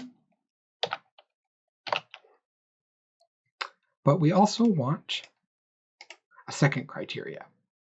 So in this case, the first one is that it has to be greater than or equal to 50, but we also want the section to be correct. Because if we just did greater than or equal to 50, that would just be how many passed in total. We want how many passed for a specific section. So we select the section numbers, and we're going to say that it has to equal the section over here. So the criteria is the actual section number, and the criteria range is the sections. And since we're going to be pasting this down, we have to make these absolute ranges. And we're going to leave the cell relative, so it will change. So the criteria changes as we paste it down. There we go. So that's all for this part. In part 4 of this tutorial, we're going to be taking a look at Excel's logic functions. So logic functions basically allow us to make some sort of choice based on the data. So you can see here in this sheet, we have our student data again. I've added a few new columns, and we also now have a failed or between 70 and 80 column. So in this failed column, we want to output the text pass or fail based on if the student passed or failed the course. So this isn't something we could simply do with average ifs or count ifs, because they're just going to return us a number, maybe the course's average or the student's average. They're not going to actually output the text pass or fail. So in this case, we need to make a decision based on if the student passed the course or if they failed the course. And to make decision type formulas, we need to use a function called if. It basically allows us to make a choice. So in this case, we want to output pass if it's greater than 50 or greater than or equal to 50, and fail out otherwise. So we use if. we say that the logical test, so this is what we're actually, the criteria that we're applying. So in this case, it is going to be the course grade. Is it greater than or equal to 50? So notice in this case, it's not taking a string, it's taking a logical test. So this is going to be using our Boolean operators that I discuss in the Excel slides. So these would be things like less than, greater than, equals, not equals, things like that normally return true or false in Excel. In this case, if is going to take a true or false value, which is going to be returned by this operation. In our case here, we're saying, is the cell L4 greater than or equal to 50? That's either going to return true or false. In this specific case, since it's 64.1, it's going to return true. So the next parameters to the if function are a value if true and a value if false. So if this is true, if L4 is greater than or equal to 50, it's going to return this value in the second parameter. In this case, we want to output pass. So this is a string, and it's a parameter to a function, so it does have to be in quotes. And the last parameter is what we're going to output if it's false. So if L4 is not greater than or equal to 50, we're going to output fail. So we can drag this formula down because the only reference is to the cell right beside it. It doesn't affect these constants, 50 or the strings, and it's the same logic being applied. We're just changing which cell we're applying to it. So see down here, we're talking about L9. So we can make these if things a bit more complicated with two other functions called and or. By nesting them in the if function, we can make more complex choices. So in this case, we want to output yes if it's between 70 and 80, and we want to output no otherwise. So we start with an if statement like before, but in this case, the logical test is going to be a little more complicated because we're doing two things. We both want to check if it's greater than 70, and we want to check if it's below 80. To do that, we use the AND function. So we want to check if two things are true. So we're saying if the course grade is greater than 70 and the course grade is less than 80. So the parameters of the AND function state that all these logical tests have to be true for the AND function to return a true value. If any of these logical tests in the AND function's parameters are false, AND is going to return false. They all have to be true for AND to return true. And that's being returned to the if function, which then is going to get the true or false, and then it's going to return the parameter value if it's true, and it's going to return the parameter value if false, if it's false. So if it's true, that means the value is greater than 70 and less than 80. We want to output yes. If it's false, that means it's not in that range. We want to output no. And we can drag it down again. And we get the results that we expected. Again, these have to be in quotes because they are strings. If we wanted to return a number instead, so for example, if we wanted to return the number 9, if it wasn't in that range, we could do that, and it wouldn't be in quotes.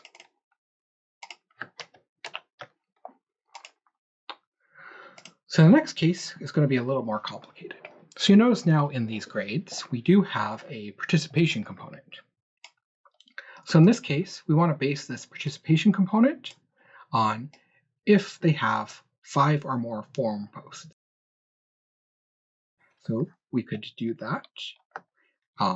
So the participation grade is going to be out of 100, just like all the other grades. And we want to give them the full 100 mark if they have greater than 5 forum posts. Otherwise, they get 0. So we say if the logic test is going to be on the number of forum posts, and it's going to be greater than or equal to 5. And if it is, we want to give them 100. Otherwise, we want to give them a 0. We can paste that down. You can see that it's working. So they had 6, so they get 100. They had 9, they get 100. Well, people that got 4 got 0. And this is already set up to do the correct calculations for the overall course grade. So this one was pretty easy, but what if we wanted to make that a little more complex? Basically on maybe their MyLab homework. So in this case, we want to check if their participation mark, to make their participation mark, we're going to base it on having 5 or more forum posts or having a grade of 70% or higher in the MyLabs. So if they have 5 or more forum posts, they get 100. If they have more than 70% in the MyLab homework, they get 100. Otherwise, if they don't meet either of those, they get 0. If they meet both, they can still get 100. If they have more than 5, that's fine. If they have more than 70%, that's fine. But they have to have one or the other to get 100. Otherwise, they get a 0.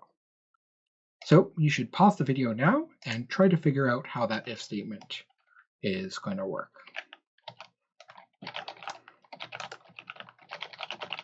So try to write the if formula. I'll move this over here. And then once you unpause the video, we're going to take a look and see if it's correct.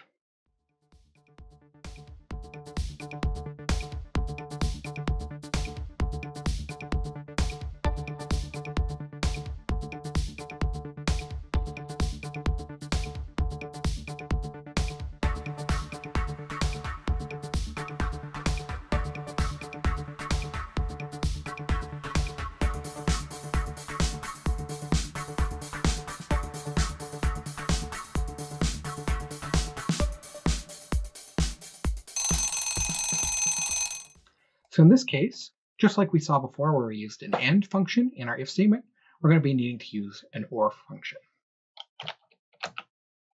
So it's if, and our logical test is going to be an OR, because there's 2 different conditions that can make it true. So the OR function is like the AND function, except if any of the logical tests as one of its parameters are true, it returns a true. So if it had like false, false, false, and a true, it would still be true, unlike the AND function where they all have to be true. So in this case, we have 2 tests. First one is we want to check that the forum posts are greater than or equal to 5, or if the homework is greater than 70%.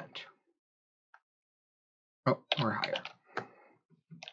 So what this is saying is we're going to return true if G4 is greater than 5, if they have more than 5 forum posts, or if H4 is greater than 70, if they have greater than 70%. If either of those are true, we're going to send a true to the logic test in the if function. And if the logic test in the if function returns true, we return this value, which in this case will be 100%. Otherwise, we're going to return nothing. And we can paste that downwards. And we can see that in most of these cases, it seems to have worked fine. So this person got 0 and 0, so they get a 0 because they didn't meet either obligation. This person had 0 forum posts and they only had 56, so they didn't trigger either of those conditions. Well, for example, here they didn't have any MyLab homework, but they did have the 5 or more. So it does seem to be working correctly. So you should make sure you understand how this is working. So we have a nested function in this case. So if you're not sure how you nest functions, do look at that tutorial slide. It does discuss nesting functions, but the idea is Excel is evaluating the innermost function first, this OR. So it's checking if this condition is true or this condition is true. If either of them are true, then this is sort of being replaced by the value true or false. And then that value is being sent as a parameter to the logic test in the if function. And then the if function simply makes an evaluation based on whether it's getting a true or a false. So it can help to take a look at what this might look like if we just did the OR function without the if. So actually I'll copy it exactly. I don't want to change the reference. So if we were just doing OR, we would get a Boolean result. So a Boolean result is going to be either a true or a false. So this is what we get just if we run that OR function. So in this case, we get false because they don't have enough forum posts. They don't have enough MyLab homework, so they get a false return. In this case, they have both, they have the MyLab homework, but not the forum posts, so they get a true, as long as they have one or the other. And this would be the value that's being sent to the if function. So we could also write this if function by just basing it on the value that's being returned by the OR function in this cell, instead of combining it in one.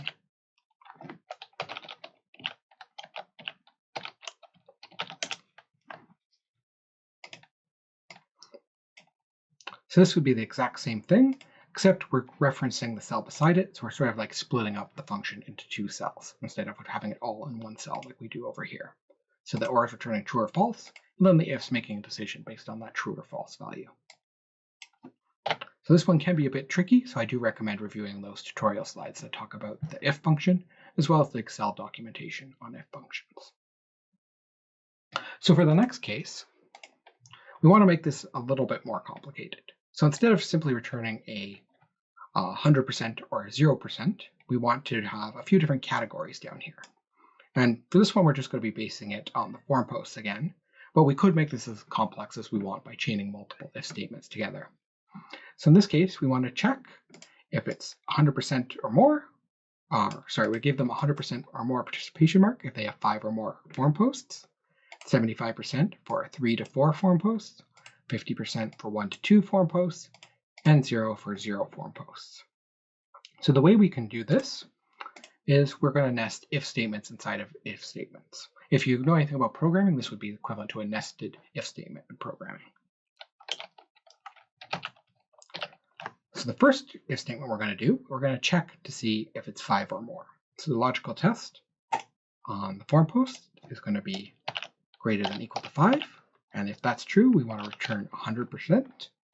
But now, if that's not true, we don't want to just return 0. We want to do another check. We have to do this check down here.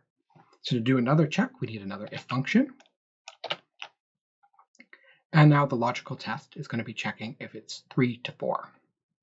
So we could just say, use an and like do the, is it greater than equal to 3? Is it less than equal to 4? But if we got to this position, or got to this point, we know that this is already false, or this has to be false for us to get to this if function. So we know it's already not greater than or equal to 5. So we only really need to check this lower bound.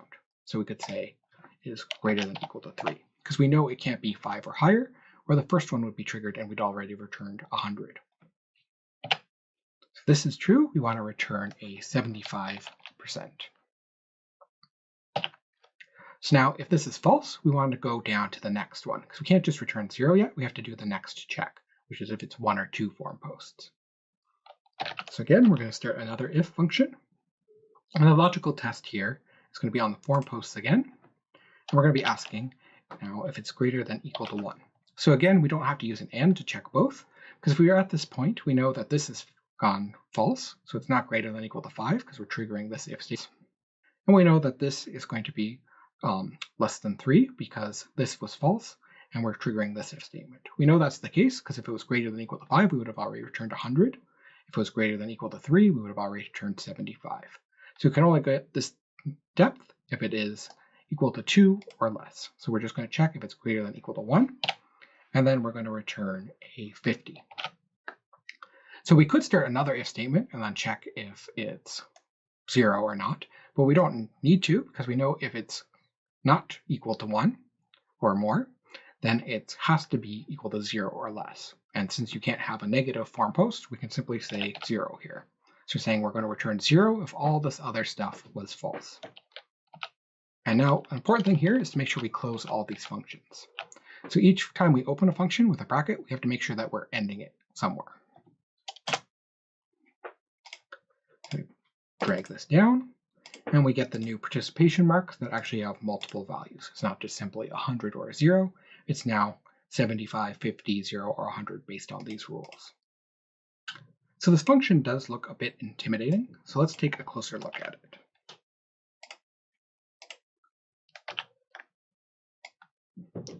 There, I made it a bit bigger, and we'll bring it up here. The first part here is checking if G4 is greater than or equal to 5. That's the number of form posts. If it is, then we are going to return 100. So if this is true, we're getting 100. If it's not true, if this is false, then we're going to try this. So these are the parameters for the first if function, the logical test, 100, and then these other nested if functions. So if this is false, we're now going to try returning this value. So this value is sort of similar. It's saying if G4 is greater than or equal to 3, we're going to return 75. If it's not greater than or equal to 3, then we're going to return what's in this parameter over here. And in this case, that's going to be the result of this if function. And this if function says if G4 is greater than or equal to 1, return 50. otherwise return 0. So the way to read this is we're starting at the left, checking this first equation, and we know that if this is true, we return the first value. If it's false, we return the second value. So all of this in this yellow box is the third parameter of this if function, this first outside if function. Then we go in a layer deeper, everything in this yellow box, and then we're checking if this logical test is true, then we just return 75.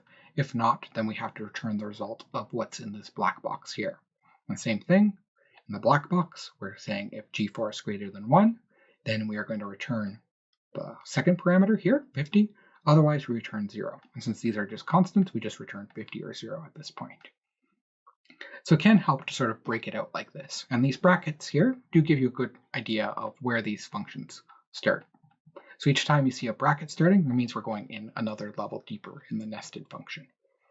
So it is important to understand these because we will be using some of these on the assignment. And that brings us to part 5. In part 5 of this tutorial, we're going to be taking a look at Excel's lookup functions, namely VLOOKUP and index and match. So once again, we have this student grade example, a bit simplified now. We removed a few columns. And what we want to do is sort of answer a few of these questions we have down here by looking up things in the data. So the first one is, what is Joe Blogg's section number? I mean, we could just type this in as 001, but that's not very useful. If we change something up here, it's not going to change down here. We could also just do a cell reference, like saying equals B4, and that works, but what if we moved this row down here? It's no longer B4, or we changed the data around a bit. It wouldn't give us the correct result. So we want to do something that's a little bit smarter, and we do that with the VLOOKUP function. So for full details, you should look at that Excel tutorial slides on OWL, but you can take a look at what Excel says about VLOOKUP. So it says, looks for a value in the leftmost column of the table, and returns the value in the same row from a column you specify. So what this is going to do is going to look for a value in the leftmost row of the range we specify, and then pull a different value from a specified column. So if we select this table here, I'll highlight that. So if we select this table here, it's going to look in this first column. It always looks in the first column for the value, and then it'll, once it finds it, if it finds it, it's going to pull a value from a specified column. So if we say specify column 2, it'll pull it from this column. If we say column 3, it's going to pull it from that column.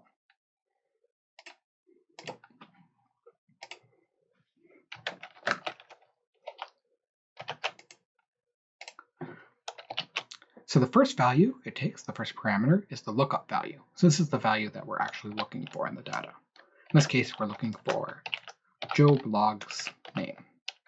Since this is a string, it does need the double quotes on either side. The next is the table array. So this is the table of data we're looking for that value in. Okay, so it's this big table here. Next is the column index number. So this is the column number where we're trying to pull the data from once we find it. So in this case, we're looking for the section number, and that is in the second column. So we put a 2 here. So we don't say the letter B. Instead, this function, we give a number, counting from the left. So this starts as 1, this would be 2, this would be 3, and so on. So we have to give a column index number. So when it says index number, that means it wants a number, not the column letter. Now the last one is pretty important. It's going to be a true or false value, and they mean different things. If it's true, it means we have to have an exact match. If it's false, we have to have if it's false, it's an exact match. If it's true, it's an approximate match. So we can try it with true and see what happens. So we got section 3, so something has gone somewhat wrong there. So what's happening is it hit a partial match on one of these names here, probably this one here, and didn't return the one that we want, which is Joe Blogs. So it's the first one that had a partial match, probably the J at the beginning. So what we really want is a full match. So we want to change this to false. So we only want to match with names that are exactly Joe Blogs, not ones that sort of partially match it or approximately match it. So in this case, it is pulling it from section 1. So if we were to do something like rename this to just Alice, you can see that we get an error because it's saying that there is no Joe Blogs in the data. but if then we were to add Joe Blogs back here, we would be getting the correct new value, section 659. So this is how we can basically look up that data smarter than just giving a cell reference. So the next question we get is we want Paris's final exam grade. So we can do the same thing with VLOOKUP. The lookup value in this case is their name.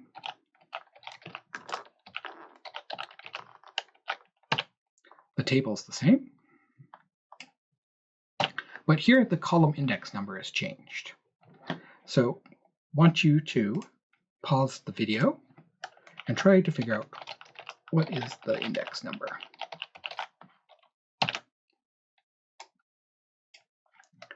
So if this is the table, what is the index number of the final grade, or the final exam grade? So what is the index number of their final exam?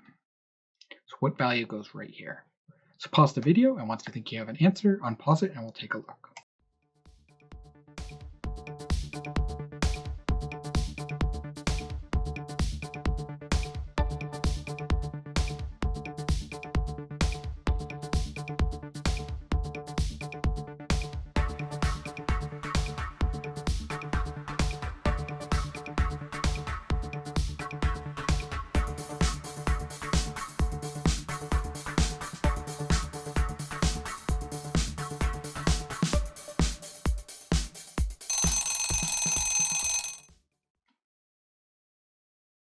So in this case, final exam is in column H, so the answer isn't H. Instead, it has to be an index number. So if we started counting here, this is 1, this would be 2, this would be 3, 4, 5, 6, 7, 8. So the answer is 8. The index number in this case is 8 because it's the 8th column in the table. So it's important to note that if this table didn't start in column A, for example, it started over here in column B, then it would still be number 8 because everything would be shifted over. So this isn't related to the actual column in Excel, it's related to the number of columns since the beginning of the table. And we'll take a closer look at that in a sec. Once again, we want this to be false, so it's an exact match. We're getting a result of 36, which is their final exam score right here. So we'll take a look at what happens if we were to move this whole table over a bit. So let's move it to column C. So you see our references are still fine. That's because Excel updated the table for us. So in some cases, it's smart enough to update your references when you move the data. But you'll see that the index numbers are still the same. That's because it's not talking about the 8th column. It's talking about the 8th column since the start of the table.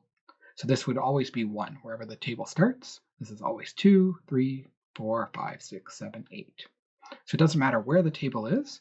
It's how offset it is from the beginning of the table. It's not the number of columns in the overall sheet. Let's move that back. So now we want to do something a little different. We want to find the student with the course grade of 59.1. So we might try VLOOKUP, but we're going to run into a problem pretty fast. So the lookup value in this case is 59.1, and the table array is here. The column index would be 10. And true. But we have a problem. So the problem is VLOOKUP, as by its definition, always looks for the value, the lookup value, in the first column of the table. And what we're trying to do is look up the value over here and then return the name of the student. So it's sort of the wrong way around for VLOOKUP. So we're going to have to try a different approach. So there are some other functions we can use that are a bit more powerful, but a little more complicated to use. And the first one we can try is match. So this returns the relative position of an item in an array, which is a bit complicated, but we'll take a look at what it actually does. So we can type in what we're looking for, 59.1. So a lookup array, instead of a whole table, it's just a two-dimensional area that we're going to be searching for. So in this case, we're searching in the course grades for that course grade. And just like with VLOOKUP, we have a match type, and we're going to want that to be an exact match. In this case, it's a 0 for exact match. So what match is returning is a number. And what this number is the count from the start of the array. So it's saying that it's the 11th entry from the start of the array, which is a little bit useful, but still not the student's name. So to get that into a student's name, we have to combine it with a second function called index. So index is sort of the reverse of match. Index takes an array. In this case, that's a range. So in this case, we'll have the range of students. And then it takes a row number. And that's useful because what we just returned was a row number of where that course grade is relative to that range. So this isn't a row number for the overall Excel sheet, it's relative to the array we gave it. So row number 1 for this array or for this range would start here. Joe Blogs would be number 1. Number 2 would be this guy. Number 3 would be that, and so on, all the way to the end. So we can use that value returned from match in our index function to say we're going to return the 11th name in this range. And we just have to give it the 2 values, and that gives us the name of the student. So match is looking up the row number relative to this range, and index is looking up the actual value relative to this range. So it's important that the ranges are the same size and in the same order. So example, this has to be Joe Blogs grade. They can't be in a different order. So it's kind of a pain to have using 2 cells to pull that in. So we can combine this into a single cell by using nested functions. So do that as an example here. And this one's going to be a little bit more complicated because we want the student with the largest grade. So we could do that by over here saying, well, what is the largest grade? And take a look. So now we know the largest grade is 88. So what we're going to do is we first do index. So actually, let's start with match. Do match. The lookup value is what we returned, the largest grade. The lookup array is where we're looking for it. The match type says how we're going to look. In this case, we want an exact match. Right now, we're just getting a return value of the row number, but we want to try to combine this into one function. So we have to wrap that match in an index. The array where we're looking for the name is over here. The row number is what match is returning. So match is going to be called. It's going to find that, and it's going to return it as the row number to index. So we get the name. So what's happening there, match is looking in this cell for what the maximum is, which this returns. And then it's going to look in this range. It's going to try to find that. If it finds it, it's going to return the row number relative to the range. And it's going to return that right into the index function as the second parameter. Now the index function looks in this range here that we gave it as the first parameter and returns that value. So if it returned like number 5, it returned the 5th one in that range. So now we're still using 2 cells because the question was a bit more complicated. We had to use a max. We can still combine this down into a single cell by nesting all these functions together. So in this case, we want to return the student with the lowest grade. So we can start with min. We know we want to figure out what the minimum grade is. So it's 37.4. So now we wrap that min in the match because it's going to be the lookup value. That's the minimum grade of the value we're looking for. We take a look at the lookup array over here. This is where we're looking for it in. We want the match type to be 0, an exact match. So now we're getting the row number, so it's the 10th one in here. Now to actually retrieve the name, we have to use the index function. First parameter is the array. And all this is basically returning us what number it is in that array. So we've basically nested each one of those calls inside. So it's starting with max to find the maximum number. Then it's using match to find where that number is in that array. So it's going to return like it's the 5th grade in that array. And then we use index to figure out in this range over here, what is the 5th name. So we can combine that all together, and even though it's a bit complicated, it's extremely powerful because it can look both left, right, up, down. So we can do much more versatile searches than we can with VLOOKUP or HLOOKUP individually.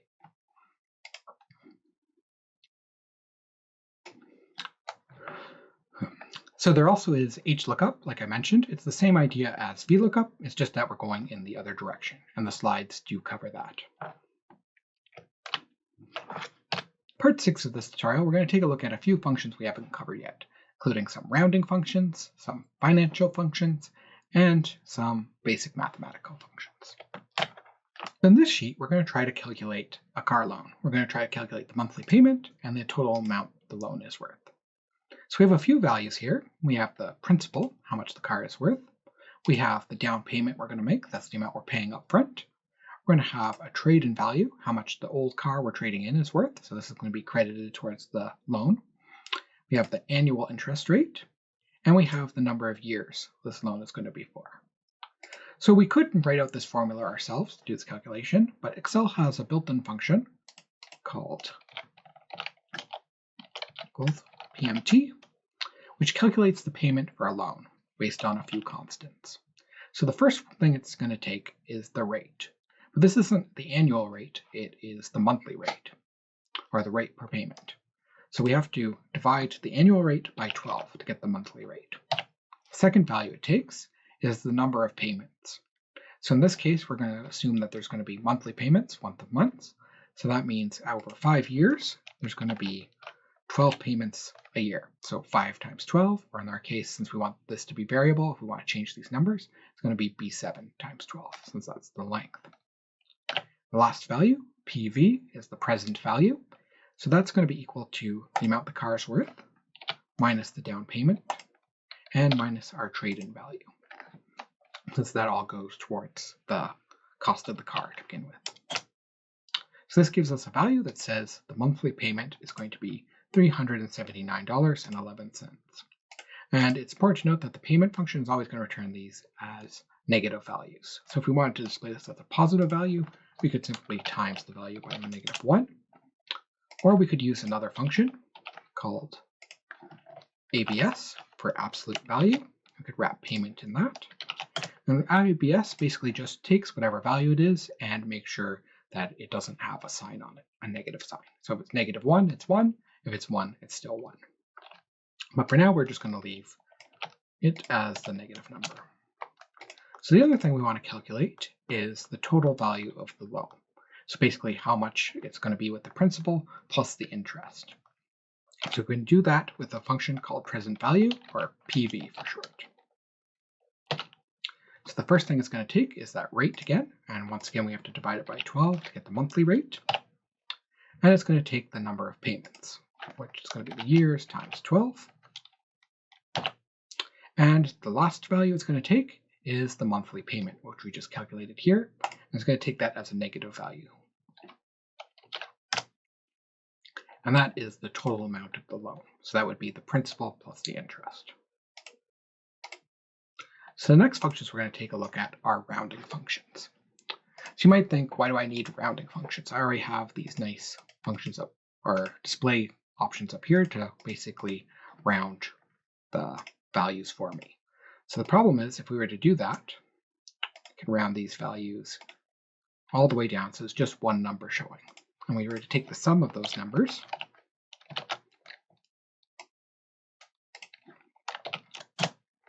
we're getting a result that doesn't seem to make sense. I mean, 1 plus 1 plus 2 should be 4, not 4.65. What's happening here is this number formatting, like using these to change the decimal places, is only changing how the number is displayed. It's not changing how the number is actually stored in Excel. So even if it's only showing 2 decimal places, Excel's still using all the decimal places available to calculate any equations you do on it. So if you do the sum, it's using all the decimal places, all the precision it has. It's not rounding them up just because it shows it rounded up. So to actually round up the number, so Excel actually uses it as a roundup number, we have to use a function called round.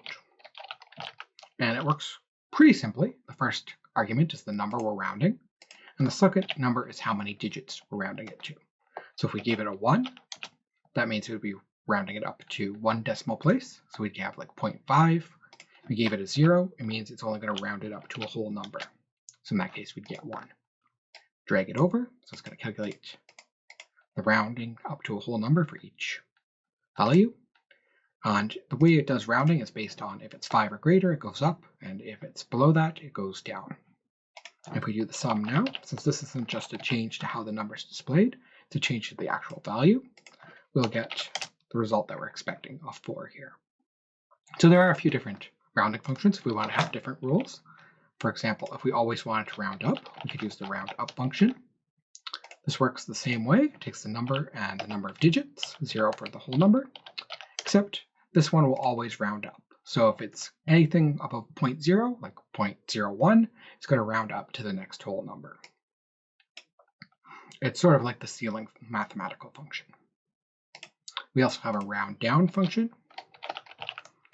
which does probably what you're guessing already, which is it does the same thing, but it's going to round it down to the next whole number. So 0.51 becomes 0, 1.45 becomes 1, and so on. So it's the same as the floor mathematical function. So the last functions we're going to look at are some extra math functions. So we have a few numbers up here. We already talked about the ABS function, or the absolute value. And that's basically going to give us the value without a sign. So if it's a positive number, it's just going to return the same number. If it's a negative number, we return that without the negative sign, or times -1. So we get the same values unless it's negative, and it just returns the absolute one. Same as the absolute function in math. We have the square root function, which does the exact same thing as the square root function in math. Just takes the number to take the square root of. You'll notice that we're getting errors. That's because you can't take the square root of a negative number. So we do get errors if we try to do something that's not possible. And we have a power function. So it takes a number and the power you want to raise it to. So it should be noted that the power function is actually the same as the power operator. So if you recall, we can also use this caret symbol, the shift 6, to do the exact same thing without a function, using an operator instead. So the power function is the same as the operator function. It's just a different way of doing the same thing. We also have a few other functions we can apply to a range of numbers. We've seen some of these before. Familiar with average. We're going to take the average, some numbers. We have standard deviation. So there's two different kinds of standard deviation. There's .p and .s. One takes the standard deviation of a whole population, and the other one takes the standard deviation of a sample. There's slight differences if you get into the statistics of it. So in this case, we're going to take a whole population. There's median, which we saw before. Returns the number in the middle. We have mode, which returns the most frequently occurring number. And they pretty much do what you expect. In most cases, if there's a mathematical function, there's probably an Excel equivalent. If there's a statistical function, there's probably an Excel equivalent. So we also have a few functions for dealing with dates. So we have a start date here, and we have an end date here. So what we might want to do is figure out what the year of this date is. So it seems obvious when you look at it, 2020, but if you want to actually extract that dynamically, it gets a bit more tricky. But we have a function for that. So the year function, if you give it some sort of date, it returns the year number. The date function does the same thing. If you give it a date, it's going to give you the day number. These can be useful if you have to break down a date into its components for some reason. Month function takes date and gives you the month number. Pretty much what you'd expect. Now, if we wanted to calculate the days between these two dates, there's two different ways we could do that. There's the days function. So that takes an end date and takes a start date, and it gives us the days between. And the other function, which is a little more powerful, is called dateDif, and that takes a start date and then an end date, the opposite way around. Then it takes a string that lets it know what you're trying to find the between of, but what unit it should be in. If it's a D, it's days. If it's an M, it's months. If it's a Y, it's years. So in this case, we'd say D, and it'll give us the same result, the number of dates. This is useful because when we get to months, there is no months function in Excel to tell us the number of months between two dates. So we have to use that dateDif. We do the start, do the end. In this case, we're going to say M because we want the unit to be months. So we do the same thing down here, dateDif, start, end, and we're going to get it in years this time. So that's how we get basically the differences between two dates. Problem is, if we try to just do this with math, we're going to be getting it in days. So that is a third way. We could do it in days, but it wouldn't give us the number in months or years. So that's 3 different ways. We can do it for days and only one for months and years, unless you want to type out a very complicated formula that would have to account for things like leap years. Congratulations, you've made it through the Excel tutorial. So where do we go from here? Well, if you feel like you still need a little bit more Excel knowledge or brushing up on your Excel skills, your next stop should be the MyLab homework. On MyLab, you can find a number of sort of homeworky type assignments. They're not graded in terms of being part of your course grade, but MyLab does have an auto grader that will give you some feedback on those. So if you feel like you need to brush up a bit more, try some of those Excel problems on MyLab.